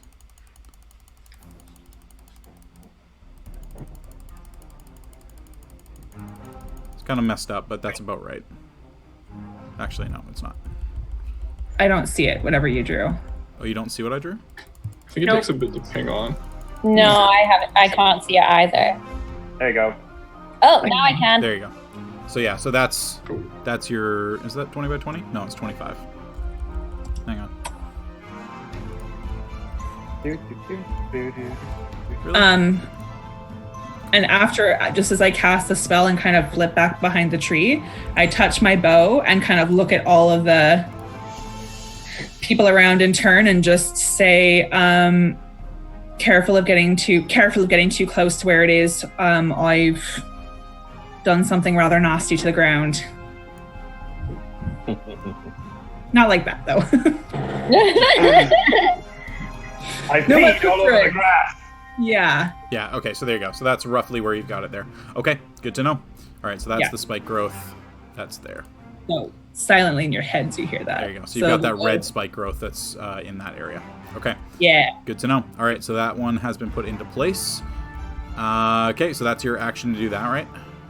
Yeah, and then I'm just kind of moving, I'm just moving back behind the tree, sort of, so that I'm, come on. So that I've got cover from this thing-ish. Okay. Good to know. Alrighty, so that's going to be your turn. Next up after you, we come to Leif. Cool. Okay, I'm going to... seeing the... I want to cast... I want to cast Bless on the first level on Elethe. Oh, actually, I can really cast it on 3 people. Hope, the Doctor, and Elethe. Okay. Is it 30 foot? If it's not, I do want to scoot up over, just kind of. Yeah, that's fine. You'll be able to do that. And actually, I want to pull right next. Oh, sorry. Yeah. I want Right to pull next to there, Hope? right behind the tree next to Hope. Okay. And then cast, bless them 3. Those 3. Okay. Yeah. All right, so I'll go ahead and mark you guys as blessed. You guys have a little blessed symbol beside you. Hooray. Thank you. Okay, awesome. All right, so you 3 are all blessed. Good to know. Yep. So that's your action. Anything is your bonus or any more movement? No, I think that's it for me. That's it. All right. After you, we come to the doctor. Cool. Not feeling hot, but I am going to. Can I? Okay, Jordy. Rules question. Yep. If I were to say cast a spell that was, like this big dark ball thing, let's say. Yep. Could I center it where Elethe had centered the thorn growth? Hope would be caught in it, I think. No, it's the same radius. It's 20 Same feet. radius? I'd Yeah. say because she's right beside you and could warn you of it, I'd say sure. You'd be able to do that. So I'm just going to make sure that I'm not lying about that. I think I'm not, but always wise. Yeah, 20-foot radius. 20-foot radius, yeah. So yeah, that's fine. So you cover the area in inky darkness. That's right. Hunger of Hadar, baby. All right. Yeah. So what happens with Hunger of Hadar again? Okay, so the void creates a warp in the fabric of space, and the area is difficult terrain. Any creature that starts its turn in the area takes 2d6 cold. Any creature that ends its turn in the area must succeed on a dex throw or take 2d6 acid. And no light, magical or otherwise, can illuminate the area, and creatures within the area are blinded. Okay, good to know. They're also going to be taking the 2d4 thorn or piercing damage for every 5 feet. So anyone moving about in there is going to get fucked up. Sounds good. All right, so you've got If caught them. Hunger of Hadar and Spike Growth active. Good to know. All right, so that's your action. You've got your movement and a bonus. That's not me. I'm going to hop up. Where are you? I'm going to hop back here and hide in that tree. All right, hiding behind the tree. Good to know. All right, that'll take up the doctor's turn. Next up, we come to Les, Hope, and Aluura. Who's going first? I'd say just same order. Well, you guys get to decide on a turn-by-turn basis, so if you want to change it up, you can. Up to you. I got nothing, you guys. I really can't do anything. Yeah, I'll let you guys go first. I can't really do anything right now, so Okay, I'll go then. I know what I'm gonna do. open some action. Sorry? What? I said maybe something you will do will open up actions for me. Gotcha. All right, I'm gonna go because I know what I'm gonna do. I'm gonna use 25 feet. Boom. Go here. And I'm gonna try something, and I know it's probably not gonna work, but why not? Let's go nuts. That's less. I want to try to use my mage hand. Okay. My little claw mage hand. Are there any sticks around or anything? Yeah, the floor is covered in them. Okay. I'm going to have the mage hand pick up a stick and just, in one direction, make it go forward 30 feet and hope that it'll just, poke a solid body. If a body was invisible, would it just, boom, the stick would fall down because it hit a solid body? Theoretically, yeah. Long shot of ever hitting the dude if he's in the line of sight that I think. Okay. You know what? If I have a mage hand the stick and it goes and it hits something solid, it'll stop midair and I'd be like, he's there! We don't know their gender. So the range is 30 feet. The hand vanishes if it is ever more than 30 feet away from you, or if you cast the spell again. So you summon the hand basically right beside yourself, right? Yeah. Okay. And then you can move it up to 30 feet away from you in one direction, we'll say.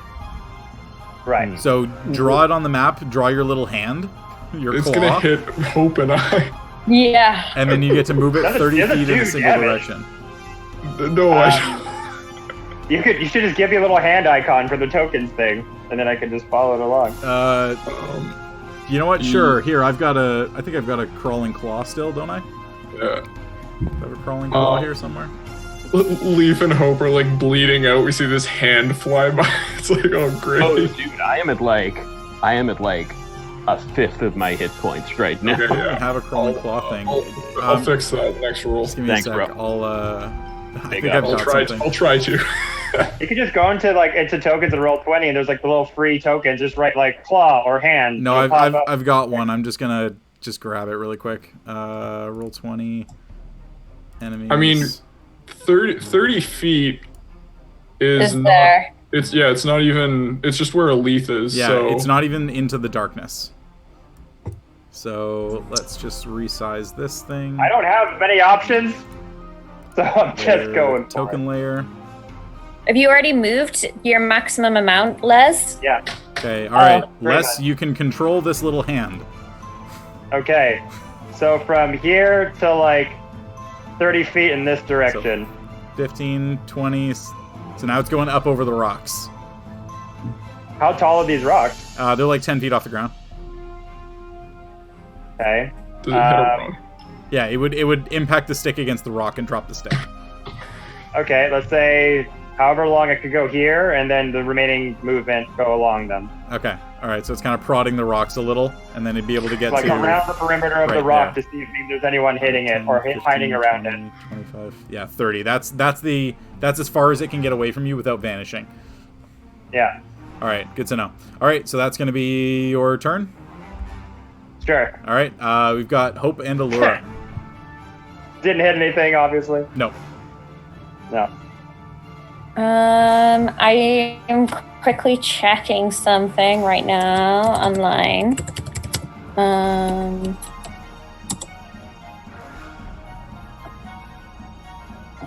How do you do so- that arrow? Oh, sorry.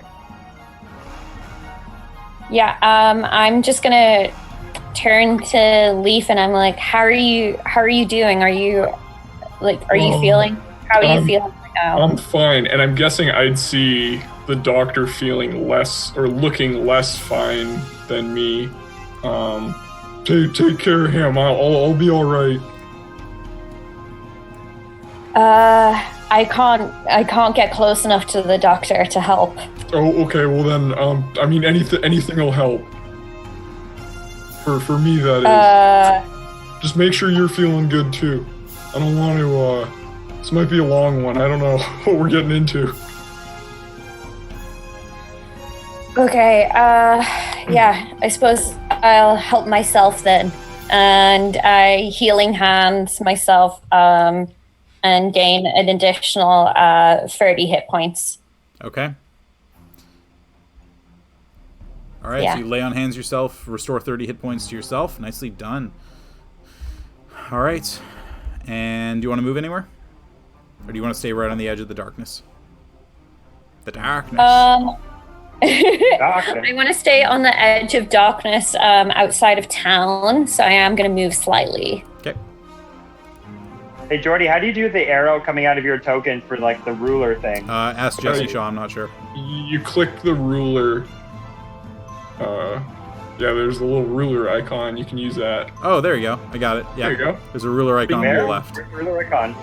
It's not a ruler, it's like a little circle on the left. Circle with a ruler coming out of the center. Oh, yeah, that's what It that looks is. like an upside down Q. Yeah. Oh, that's When I click it, it makes my power button. token go upside down. That's cool. Wait. What the fuck? Oh, no, not next to your character. On the left side where you've got, like, select and draw and everything, Yeah. there's one that should have, like, a little circle with, like, a... Yeah, there Gotcha. you go. There we go. He's got it. Fourth He's got one it. down. He's got it. Okay. Okay, there you go. All right, so that's where you moved down to, Hope? Yeah. Basically, I've moved over this way because where the attacks have roughly been going, it seems to be heading in this direction. So I want to be ready, and considering I still have branding smite ready. All right, sounds good. Yeah. Aluura, you are the last one. What do you want to do? Okay, I am going to. Who of the group has, looks the most hurt? I That would I- say the doctor looks the most hurt at the moment, I believe. And I can see the doctor. Yeah, you can. Yeah, he's within 60 feet of me. So I'm going to cast Healing Word. So Aluura pulls out her rapier and does some kind of quick flourishes. Carves the rune into the air. Big. Yep. And sends some healing to the doctor. So Appreciated.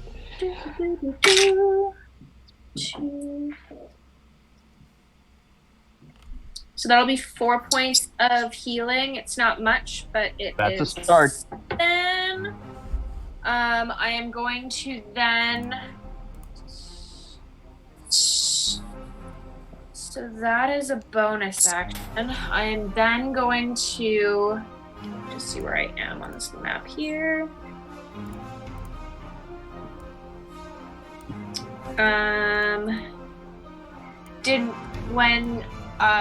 When Hunger of Hadar and the the ground spiky epic nature spell. Yep.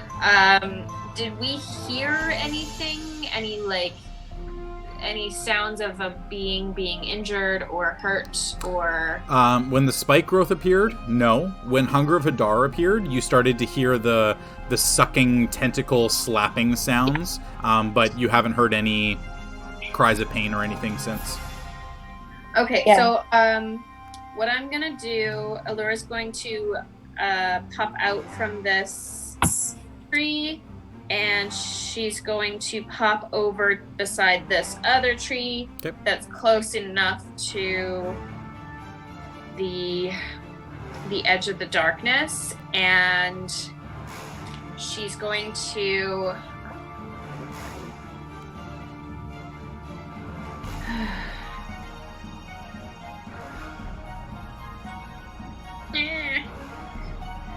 okay. I'm gonna steal an idea from our chat and pick up kind of dirt or whatever I can see that's like a loose, either like fallen leaves there's or loose dirt and grass and stuff on the ground. Yeah, and throw it in the direction of this kind of that area. Sure. To see if I can see anything. Okay. So you pick up a series of things, grab 2 handfuls of it as your action, and just spray through the air, and it just kind of falls and then falls to the ground. Doesn't seem to impact against anything on its way down. Okay. If we're continuing that thought, just Kaylee, I don't know if you know this, but I'm assuming you do. Drows have fairy fire. I remember in one of the books, I do have fairy fire as a kid. Uses fairy fire to find an invisible foe. So. Oh, that's cool. Okay. Yeah, that's basically all I have to do.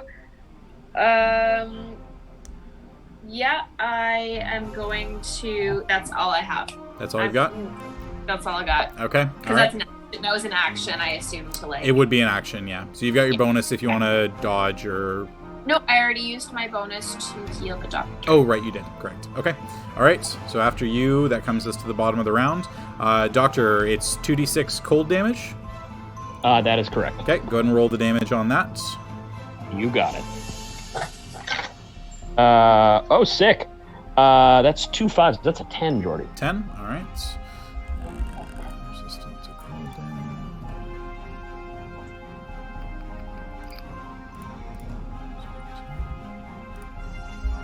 Okay, This good is to a know. different And concentration check.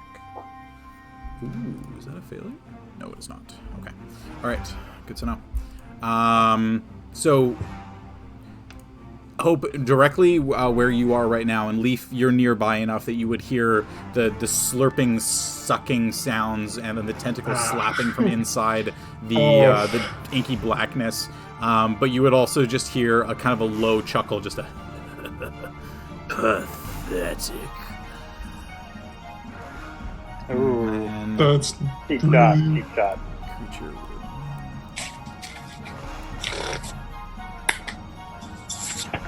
extremely rude of them. Yeah.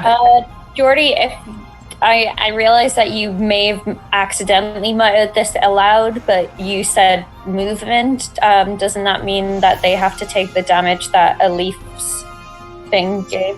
See, you would be correct, and yet no. If they were walking, but they're floating. Flying. Yep. Oh, we're fighting a flying thing.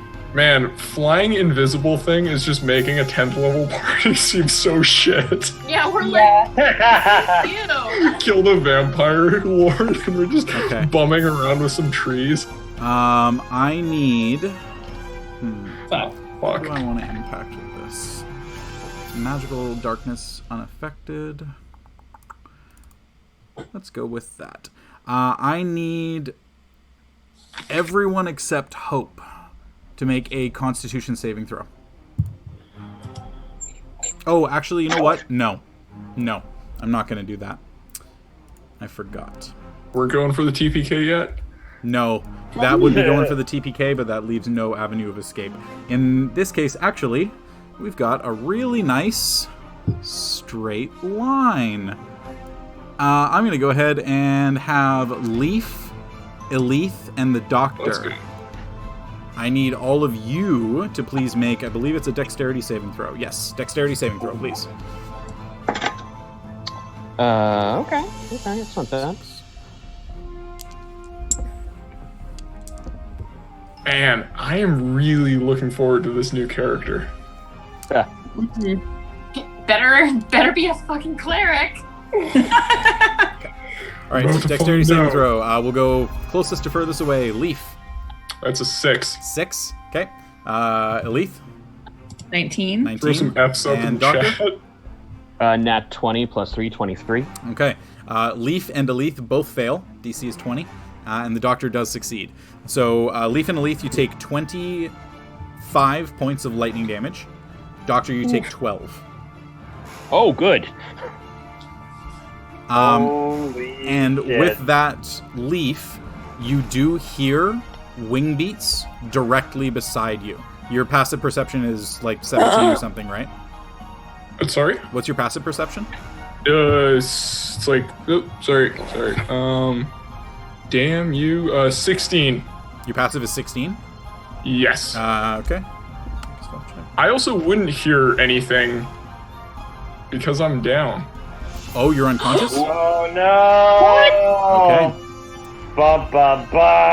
Good to know. So you, however, directly beside you, would hear that same pathetic, and he calls you a disciple. And then... Oh, fuck.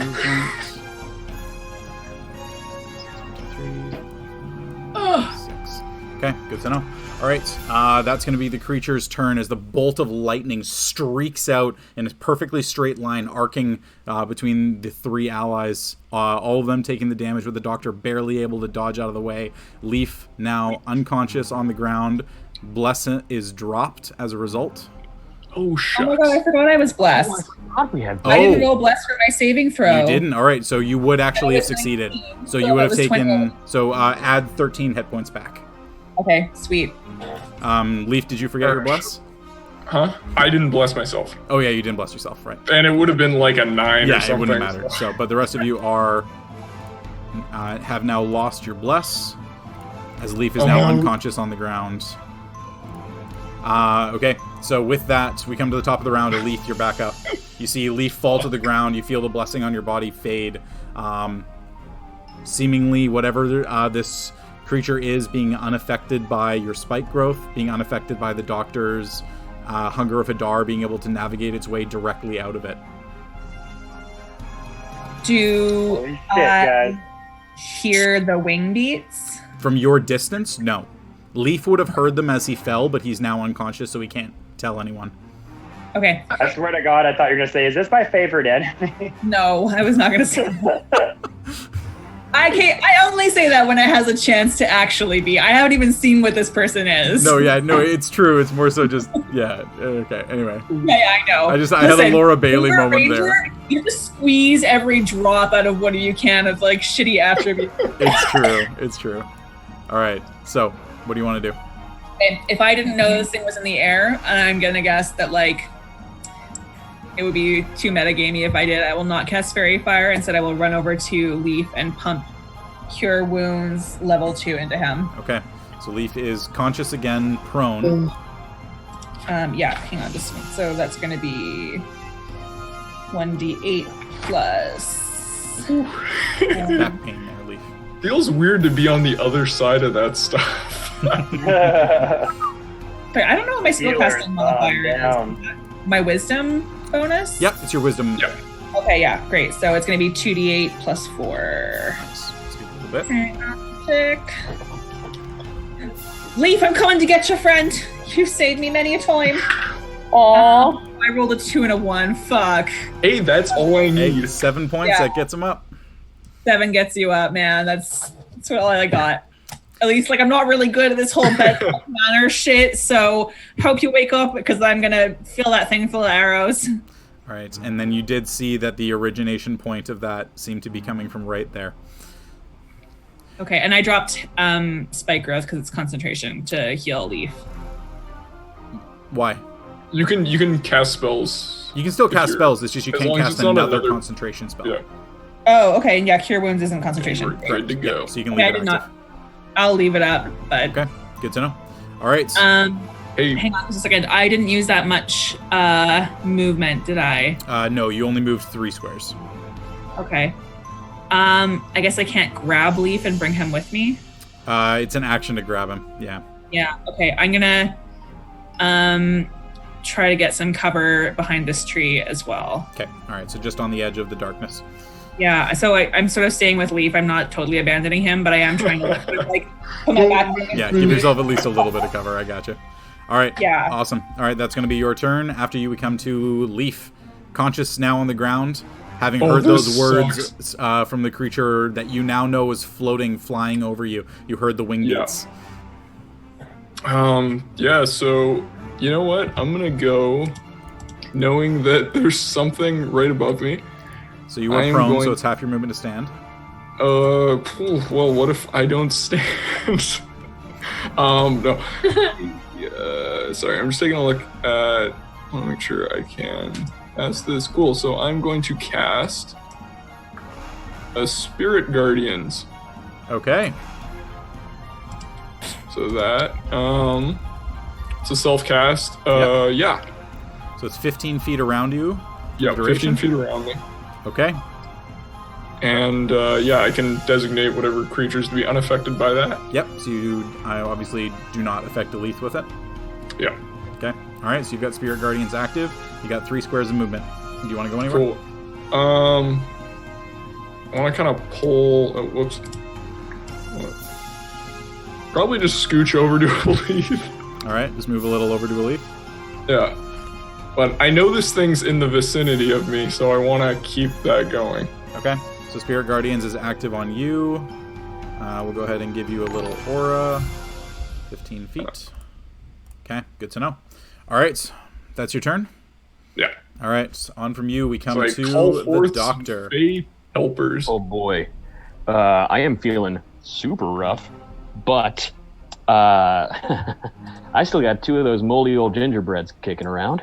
Dude, Hey. it's the real MVP. Magical things never go out of style. Fantastic. I'm going to scarf down one of those bad boys, All right. which is 1d8 plus 4 I've got written. Is that Yep. right, Jordy? That's correct. Okay, cool. Sick. That is 7 plus 4, so that's 11? Yes? Yeah, 11. Sick. Okay, that brings me up to reasonably, well, still not great, but it's something. And I am going to post up, I'm just going to move a little bit to... No, I'm going to stay where I am and just kind of peek my head around the corner to keep an eye for whatever this is. Okay. All right. Peeking your head around the corner. Good to know. Next up, we come to Les, Hope, and Aluura. So you guys having seen the first initial shock of lightning, the second cone of cold, and the third lightning bolt coming out, what is it you would like to do? Question.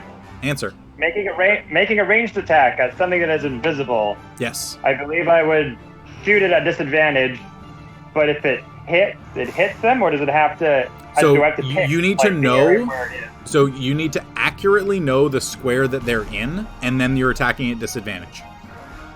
Otherwise, it's just a straight miss.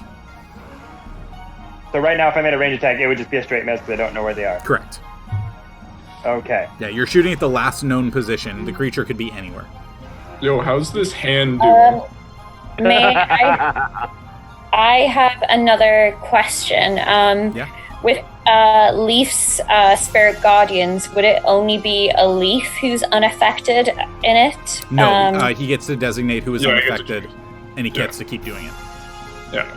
Okay, because I would have, I hope it's okay if my turn's first, because I would have ran to Leif's aid Yeah, go as for well. it. Thank you. Go for it. Go for it. All right, so can you trace the path that you want to go? Yeah. Do you want me to move square by square? Yep, please. All right. So I'd go, 1, 2, 3. Okay, so as you made that movement, Oh, you're gonna hear a swishing sound coming down through the air. opportunity of attack. Ooh, that might actually be high enough. 24 to hit. Yeah, it hits. Okay. So you hear a swishing sound and you instinctively duck, and as you do, you just feel a pair of teeth sink into your neck. You take... Oh, it's riding fucking thing, right? 15 plus... Oh, no. 17 plus 46. 17. And another 17. So you take 17 points of piercing damage, and then another 17 points of lightning damage. Okay, so 34 points in total. 34 in total, yes. I'm just double checking something because I feel like I think I might be getting mixed up without having like my info sheet, but like I know there's something to do with paladins and attacks of opportunity, but is it me who has like advantage on those, or am I just completely I don't know anything about that. Let me double check here. Oh, well, this has been a roller It's coaster. been a fun campaign, guys. Now it's all over. I think I'm just really confused, Jordy. Yeah, Sorry. There's anything to do with opportunity attacks. Cool. So yeah, I took 34 points in total. Correct, 34 in total. As you moved from that square to that square. So from that square to that square, So you would with that make just a quick perception check for me. This will just be passive. Okay. Passive. No, it's just like it doesn't cost you anything. I mean, so make a perception check. Okay. Would I get my assumed perception bonus? Yeah. Like so it should be +3, I think. Yeah, that's what I was thinking. 13. 13. Yeah, okay. You would be able to tell that the attack, the bite attack, came from right here. Oops. Sorry, hang on. Oh, that hand might actually do something. What the heck? Yeah, there we go. Hand's about to cause a ruckus. There you go. So the attack came from right there. Yeah. So you've moved the 3 squares now, but you know that the whatever it was that attacked you is currently in that square. Okay, then I am gonna yell out to Leif and kind of towards the party that I fucking know where it is, and go towards it and swing with my great sword. Okay. So you move 1 square down again. Mm-hmm. All right, and then you go ahead and make your first attack at disadvantage. Ooh. Get it! Make it Okay. lean! I thought I turned off these noises, but I don't think I had, so I'm sorry in advance.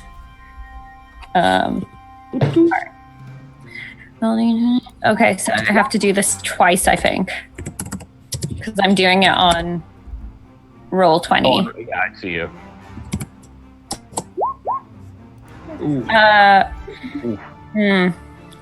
What's all your pluses, though? I have 16. 16 total? Yeah. Yep, 16 misses. So the first one swings through the air, and you just hear the blade just whiffing through as you hear a little of wing beats beside you. Second All attack. right, can I attack again? Yep. Yeah, second attack.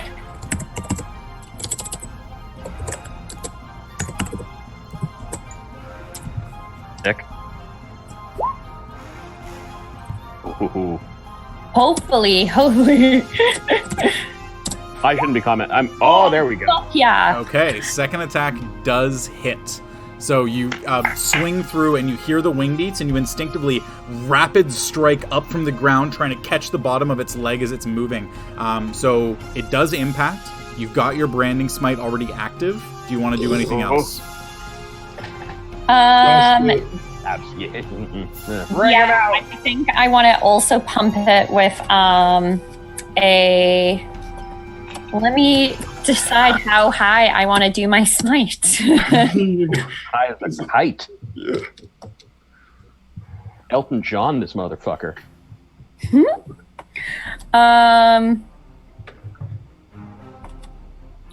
Yeah, I think I want to fucking hell. Sorry. Oh, everyone jumped. Yeah, Is no, that just I'm moving it. Sorry, I got low battery. Sorry. It's okay. Oh god. I peeks. Turned off all my shit. Putting a little elbow grease into this swing. Oh, fully. Okay. I'm gonna do a level 3 divine smite. Okay. Yeah. I'm trying to find quickly online how many additional D8s that gives It's me. usually But one per level. So I think it's... So let me double check.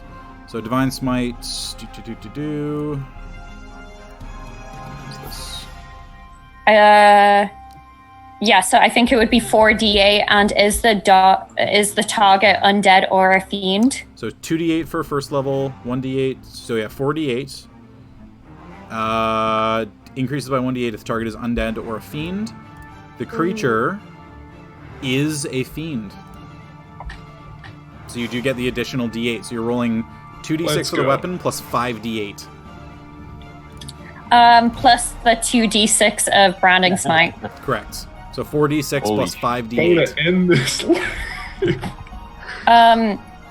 All right, like roll 4d6 plus 5d8. That's the hope we know. Oh, That's 40 hit points. 40 And then dummies. You also get your bonuses on top of that, which so your strength is plus 4. So Yeah. 44, and then the greatsword is plus 2. So that's 46. Yeah, so 46. And as the branding smite impacts against the creature, it becomes visible, Yeah! breaking the finally! invisibility, and the creature taking 46 points of damage. You see a cleave going right up one of the legs as a creature that appears before you is unlike anything you have ever seen before. The creature appears to be vaguely draconic in nature, elongated mouth, a long black and blue tusk at the end of its snout, large gnashing teeth, and yet kind of long blue hair. A pair of scaled wings, scaled arms and legs, but kind of floating in midair. Humanoid with the wings on its back, but with the face of a dragon. I'm going to go ahead and just show you guys in the chat what this thing looks like. which chat are we talking, Jordy? Are we on Slack? Yeah, I'll send it to you on Slack. Yeah. Yeah, the exciting thing with branding smite is that is up to 1 minute, and it can't become invisible again whilst that spell is lasting. Correct. All right, just sent the image on Slack. And Jordy Yes. and Emmer. Oh, nasty. In that's the an ugly chat, son of a they bitch. were saying that it might be Hellish Rebuke as a tiefling that you were thinking. Oh, Oh, Hellish Yeah. Rebuke is a Like the- tiefling. Yes, that is something. okay. Yeah. As the opportunity of attack question. Thank We've you, got chat. Leaper182 who pointed that out, who's been quite quick on the rules. We've been like, anytime we're asking questions, they're in like chat, just giving Thank us you. all the answers quickly. Yeah. Okay. So Yeah. Hellish Rebuke. Yeah, when you get hit by a melee attack, or I think it's just even by an attack of some kind, you can use your reaction to cast that. Technically, it would have worked, but it was kind of on your turn, so it was a bit of a gray area.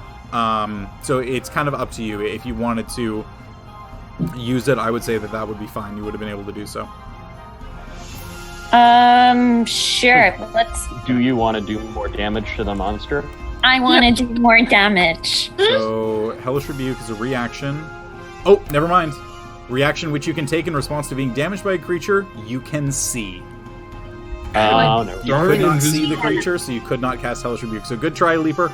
But unfortunately, no. Hellish Rebuke does not work because the creature's not. And thank you so much for that addition. Like, I knew there was something about me being able to do something if I had like an attack of opportunity. I just couldn't remember quite what it was. All good. So, So now, with all these markers finally going, you get to see this creature for what it is, a blue scaled entity vaguely resembling a dragon, and yet very much more humanoid. Flying through the air, the wings are beating, and Hope, it is still your turn. You are still engaged with it. What would you like to do? So you've got 2 squares of movements left, but you've used your action to attack already. So you've got your bonus action and 2 movement squares. I think for bonus action, I'm going to cast Hunter's Mark on it. Okay. Creature is marked. And I would probably get the creature would probably be allowed an attack of opportunity if I moved, so I'm gonna stay put. All right, so you're staying put, staying engaged. Great sword drawn beside it, finally visible as you're getting everybody's attention to finally look at the creature and see exactly what it is I'm you've like, been fighting. Fucking found it, everyone! Look at it! Yeah! So Hope, that's your turn. You acted first, so we've got Aluura and... Oh no, Aluura, sorry, you acted first. No. Didn't you move No, already? Aluura didn't go. It was Hope. Aluura didn't know what to do. Yeah, so they- it was I me. did. I Okay, was like, fair enough. I Yeah. pushed So forward. Aluura and Waited. Les, you now see... Well, Les, you don't see it yet. You heard it, because it's on the other side of the rocks, so you can't see around them yet. But Aluura... But if Hope did shout, I have it, Yeah, that's why I Might said not you be heard it. here. You just haven't seen it. so I can go in that general direction. Okay. All right, Like so who's to go going next? left or- Do you want to go? I'll go. All right, Okay. give it She's up. mad. She doesn't like not being able to see shit. So I am going to bonus action dash. Okay, so I'm gonna use 10, 30, 40, 45, 50. So this is 50 feet of movement. Okay, so you get right up on the creature. Why not? Joy's regretting not doing that Constitution saving throw move now, are ya? No? Hey, we're not out of it yet. Yeah, I don't know. This is still gonna. I'm poking the Um, DM on this. Aluura pulls out her rapier Yep. and attacks the creature that she can see. Go ahead and make your attack. Okay. I also don't like it when Jordy goes, oh, I should have done that. I'm like, no. No, it wasn't. I should have done that. It was. Oh, damn! Hope hit. Yeah. I was really hoping Yeah. that bite attack was enough to drop you, and then I wouldn't have been worried about attacks of opportunity, and then it would have. Then shit would have gone bad. All right. So Aluura, what's your attack? 22. 22 does hit, and Sorry, you do get 21. sneak attack on this. Oh, okay. Get it. Okay, so that is going to be 1, 2, 3, 4, 5, and a D8.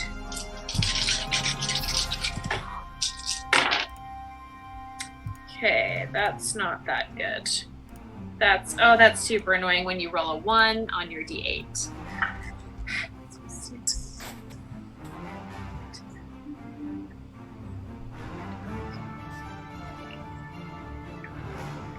22 points of damage. 22, and that's with all your bonuses and everything? That's with my added bonuses. Okay. All right, so with that attack, you draw back the rapier, and you finally have a target to attack, and you just strike dead center on the chest, and you see the blossom begin to form across the chest, and then kind of just fade a little bit. It doesn't seem to have been quite as effective. It still did damage, but it seems like whatever this creature is, it is a little bit resistant to the cold damage. Blue dragonish. Blue. It's resistant to blue. Did you just see the rage, like, Yeah. out and then just get, like, pulled right back in? Yep. That's also what happened on Aluura's face. But you do have your second attack. Oh, no, you don't. Sorry, because you used your bonus. No, I don't. Yeah. So you've got 10 feet of movement left. Okay, I am going to With your free disengage. back up to here. Okay. Just sidestepping Yeah. around the rocks. That's what I got. All right, that's going to be your turn. Next up, we come to Les. Okay, here we go. Now that I hear hope on the other side of the rocks, I've hit it! I'm going to run 30 feet onto these rocks. Okay, so you start climbing up the Alright. rocks. They're about 10 Head feet off over the here. ground. I'll say just make a quick athletics check for me, just to make sure you can scale them, okay? Ooh, that's a little low. Athletics, say 17. A little low. Yeah, that's fine. I got a 9. All right, so that's 25 to there, so you got one more square of movement. Okay, now as I'm racing towards my friends, Yeah. getting up these rocks, I'm able to see kind of what this thing is, what it's looking like. Yeah, I'd say with where you are right now, you're high enough that you can kind of peek over the top and you'd be able to see down to the other side. Is it riding on its winged steed? No, it is winged. It is winged and just kind of hovering in the air? Yeah, it's flapping its wings in the air, kind of holding itself aloft. How high up in the air is it? About 5 feet off the ground. 5 feet? Okay. I am going to... as far as I can go.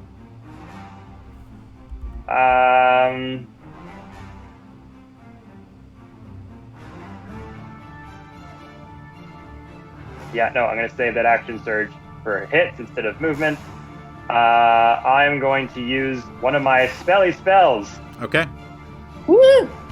And I am going to... I'm going to use Chromatic Orb. Okay. And I'm going to choose Thunder Damage. Thunder damage. 3d8 of Thunder Damage if I hit it. Good to know. Let me double check. Okay. Oh, I rolled a 19. So that's 26 to hit. 26 does hit, and the creature does not have any resistances or immunities to thunder damage. So you do get full damage for that. Let's go! Fuck, I was really hoping you'd say Okay. lightning. Oh, I went back and forth. Because The lightning is even... draconic lightning. Let's put it this way. Lightning is worse than cold. Nice. Yeah. Immune. Oh, okay. Oh, that The tracks. draconic Yeah, it's like- spirit inside of me whispered ever so slightly. All right, so go ahead and roll your damage. So 3d8. So I only have a d8 on me, so I gotta do these one Yep, at a 3 time. times, yep. So, it's a 3, it's a 5, and a 5. All right, 13 points. I Good to know. don't think I have any pluses to that. No, those spells are just the straight damage. Yeah. All right, So you kind of create the orb in your hand, conjuring the thunder element from the outside, and the crack of thunder appears, almost dealing like sound damage to the creature, just directed towards it. Covers its ears, and you can see it instinctively getting cuts and this pounding on its head as the damage does seem to impact it, and it turns to you and just holds out its hand ready to make an attack. And I want to in Draconic say, "Hey, Fugly!" Does it speak Draconic? It does. I do. No, it does. It speak Draconic. Oh, well, I see him dragon looking. Yeah, but definitely not a dragon. Yeah. So, all right. So that's going to be your turn. Next up, we come to the creature. So with that, it kind of looking around itself, looking at the ground and looking at all of you, kind of realizing things may have turned a little bit.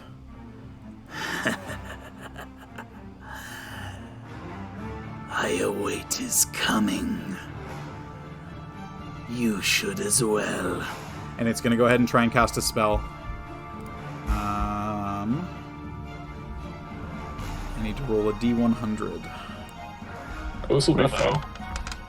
Ugh. Oh, yeah. It's always bad news when someone's rolling a D100. Really bad news or really good news? Mm-hmm.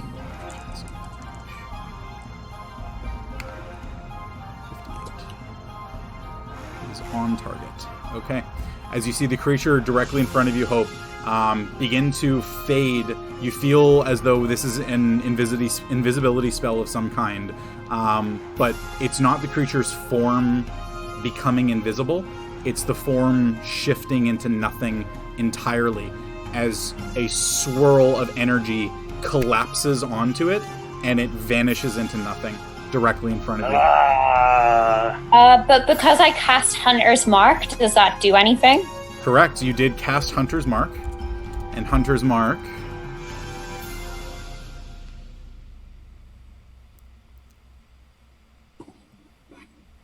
until the spell ends. Have advantage on that. On perception and survival checks you make to find it. No. Because the spell doesn't just inherently tell you where the creature is. It just gives you advantage on perception and survival checks to find it. With this, whatever it did, it seemed to blink from existence entirely. Wow. Damn it.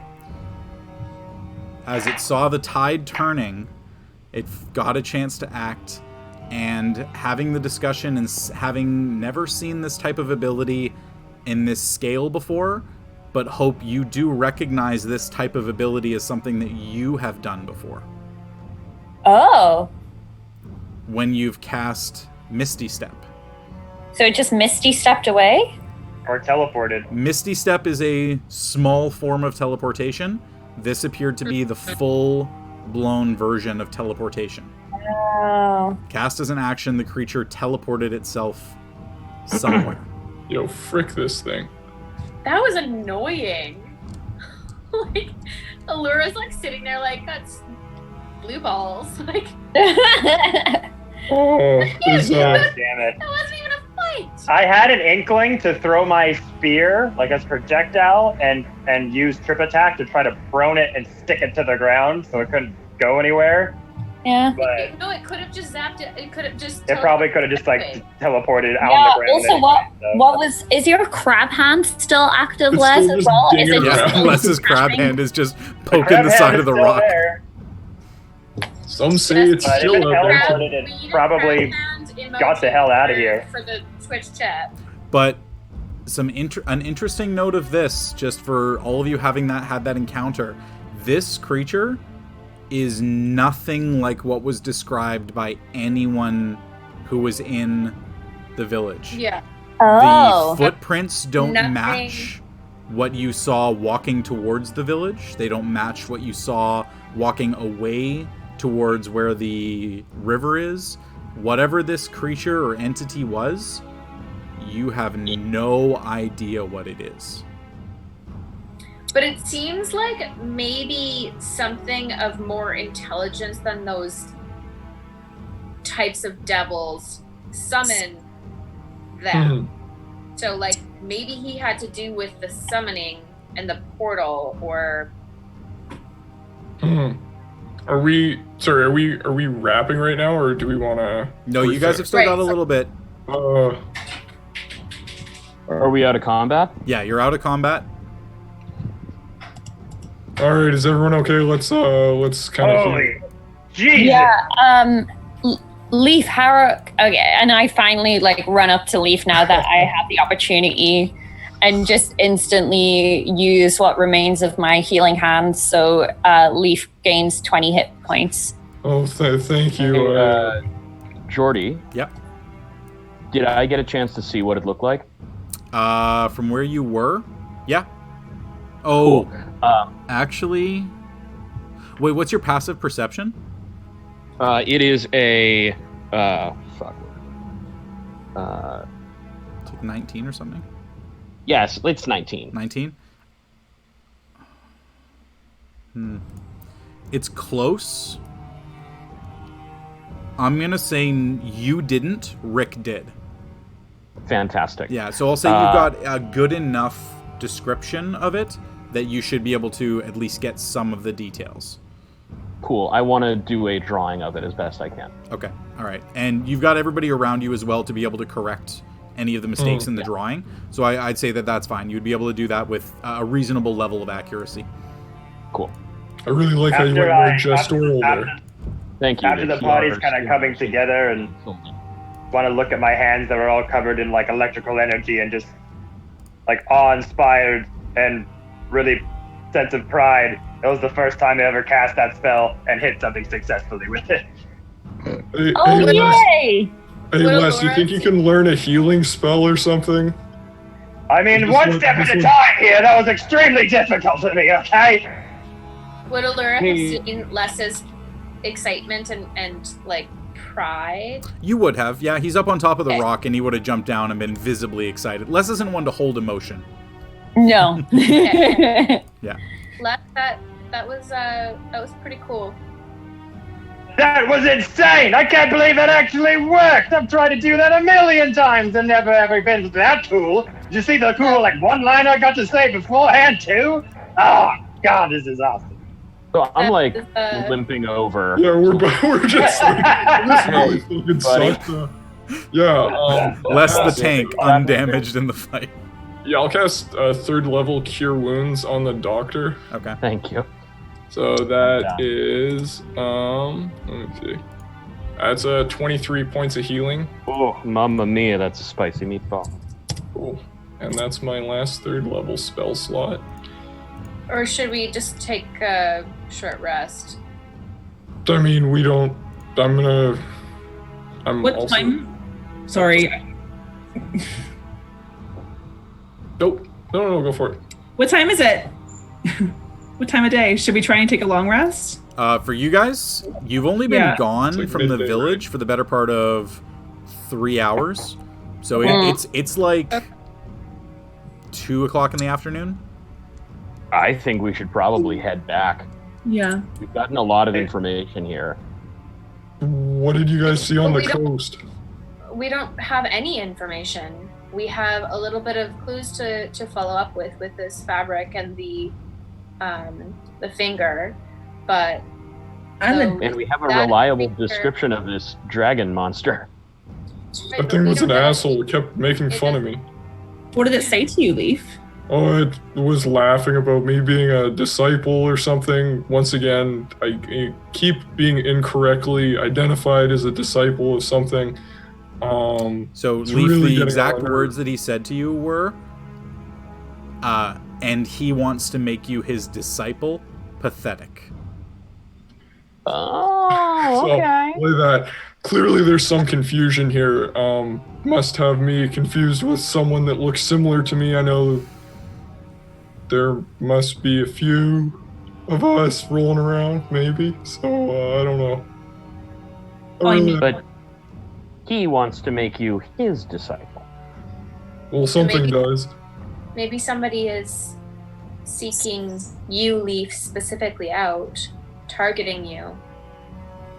That's really, really annoying. I'm not gonna mince words on that one. It's a real pain in the ass. Leif, language. I'm sorry. It was a tough day. Hey, Cap. The creek. Les, you're waiting? Yes!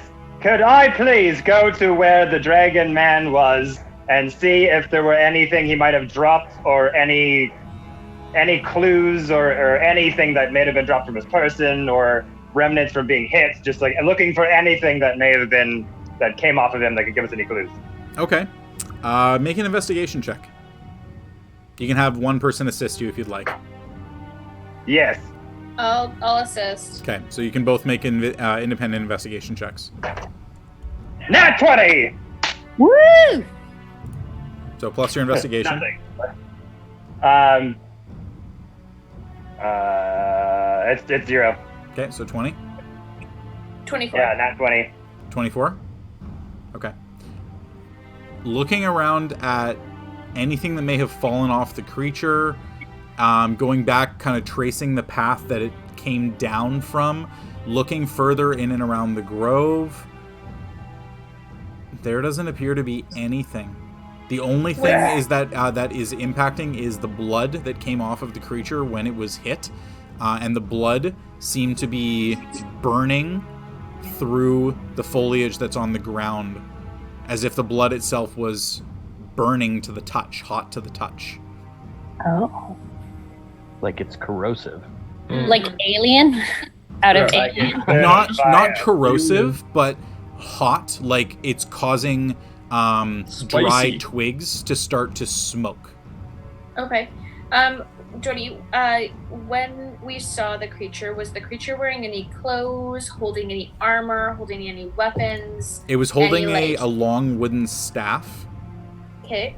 But otherwise, nothing. Okay.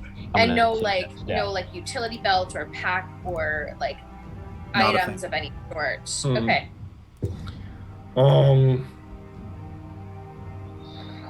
Damn, what do we friend. think, guys? Should What did you guys see on the? Sorry about all that commotion. What did you guys see on the river? Well, the footprints were more recent than the attack. There's clearly been some kind of activity here since that happened. There is maybe the mark of a boat, and let's talk to a fish. Excuse me, I talked to a couple fish, alright? He made friends with a school. I'm trying to see if any of my guild-friended beasts wanted. Maybe See they if saw they're something. your guild. Oh, Les, you got a girlfriend. Oh, that took a second. I'll take that. I'll take that to the bank. I will. Oh my god. So, But there was a small boat imprint in the shore. Could have been taking maybe a few human people. We're not really sure. We need to do look a little bit more to see. We don't know how heavily populated that river is when boats coming and going. Well, there was only Could be one set something. of footsteps going back to the boat. There were two going this way and one going back, but yeah, from the direction of the current, it could have gone either way, upstream or downstream. Could be transporting something, but hard to tell. Doctor, do we still have access to a boat? Oh.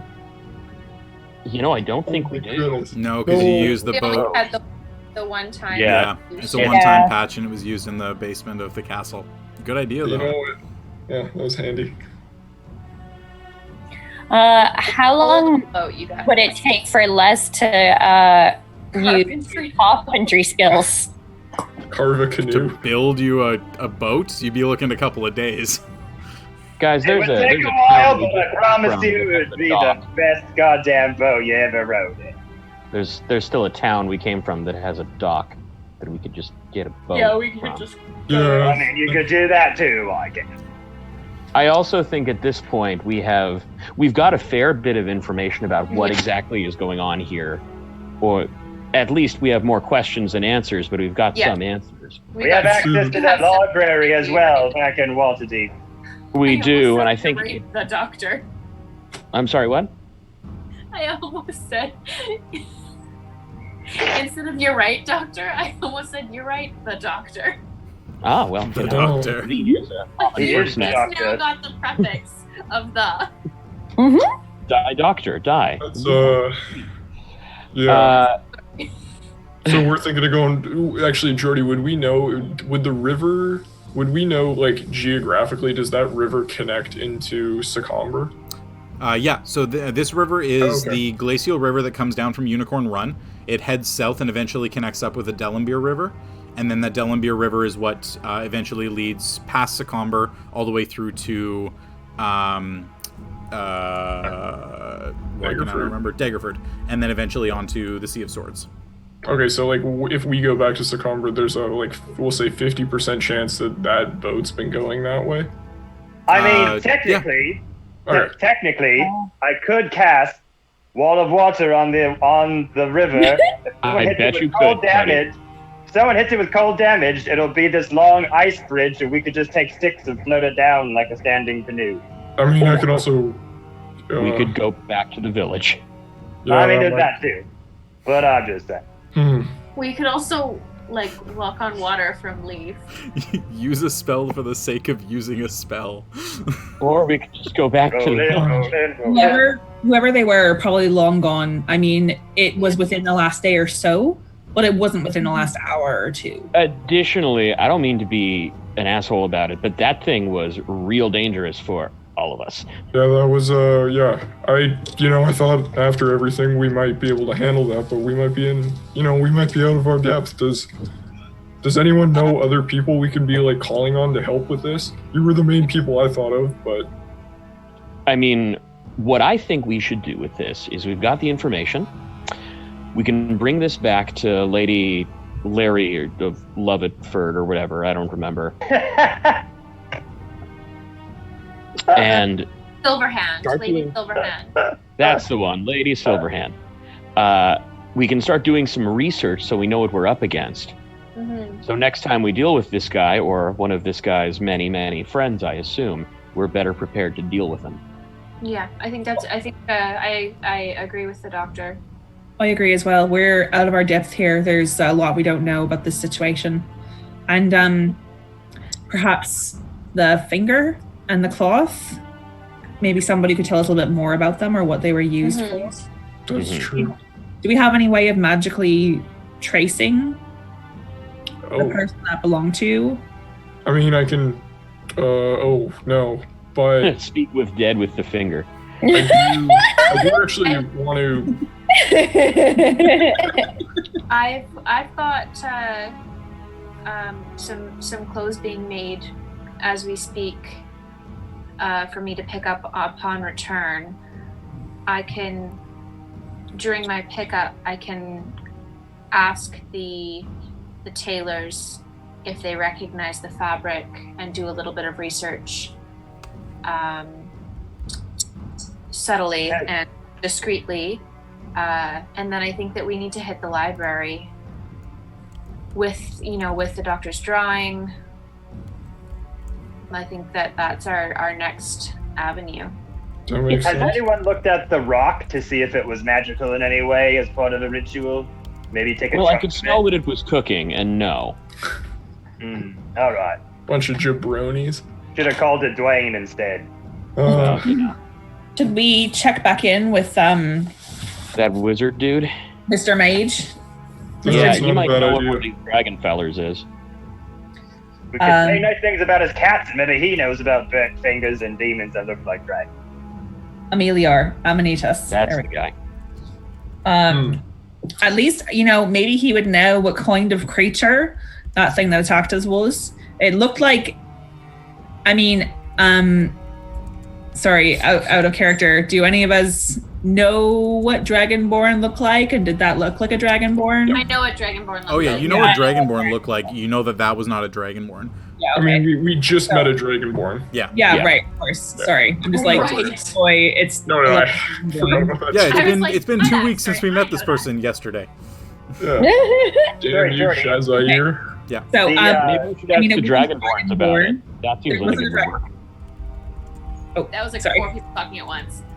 Sorry. So just to continue what I was saying, maybe the mage would have some kind of idea what the creature was, what kind of species it was, or even know how it's connected to whatever kind of entity is trying to take Leif for its own. I mean, look, I'm not really used to being a hot commodity, so this is kind of this whole thing is wildly confusing to me. Your art. I appreciate that, Elethe. But in this case, I prefer to actually stay out of the limelight on this one. This really sucks. So, Leif, would you like us to, when we're asking questions, do you want us to keep the fact that you've been directly targeted out of that conversation? We can keep that to ourselves if you'd rather. No, I think I'd say let's use our discretion. Okay. Mm-hmm. Hey, Jordy. Given that Rick is a little baby fiend boy, and now we've got some more information about what this thing is that could be targeting Leif. We know it's he, and that it's a fiery sort of monster, because that was from his dream, and it employs measures of chains, and it appears quite powerful. Does that ping anything in Rick as to what we could be dealing with? Given just how many things are so much more powerful than Rick, no.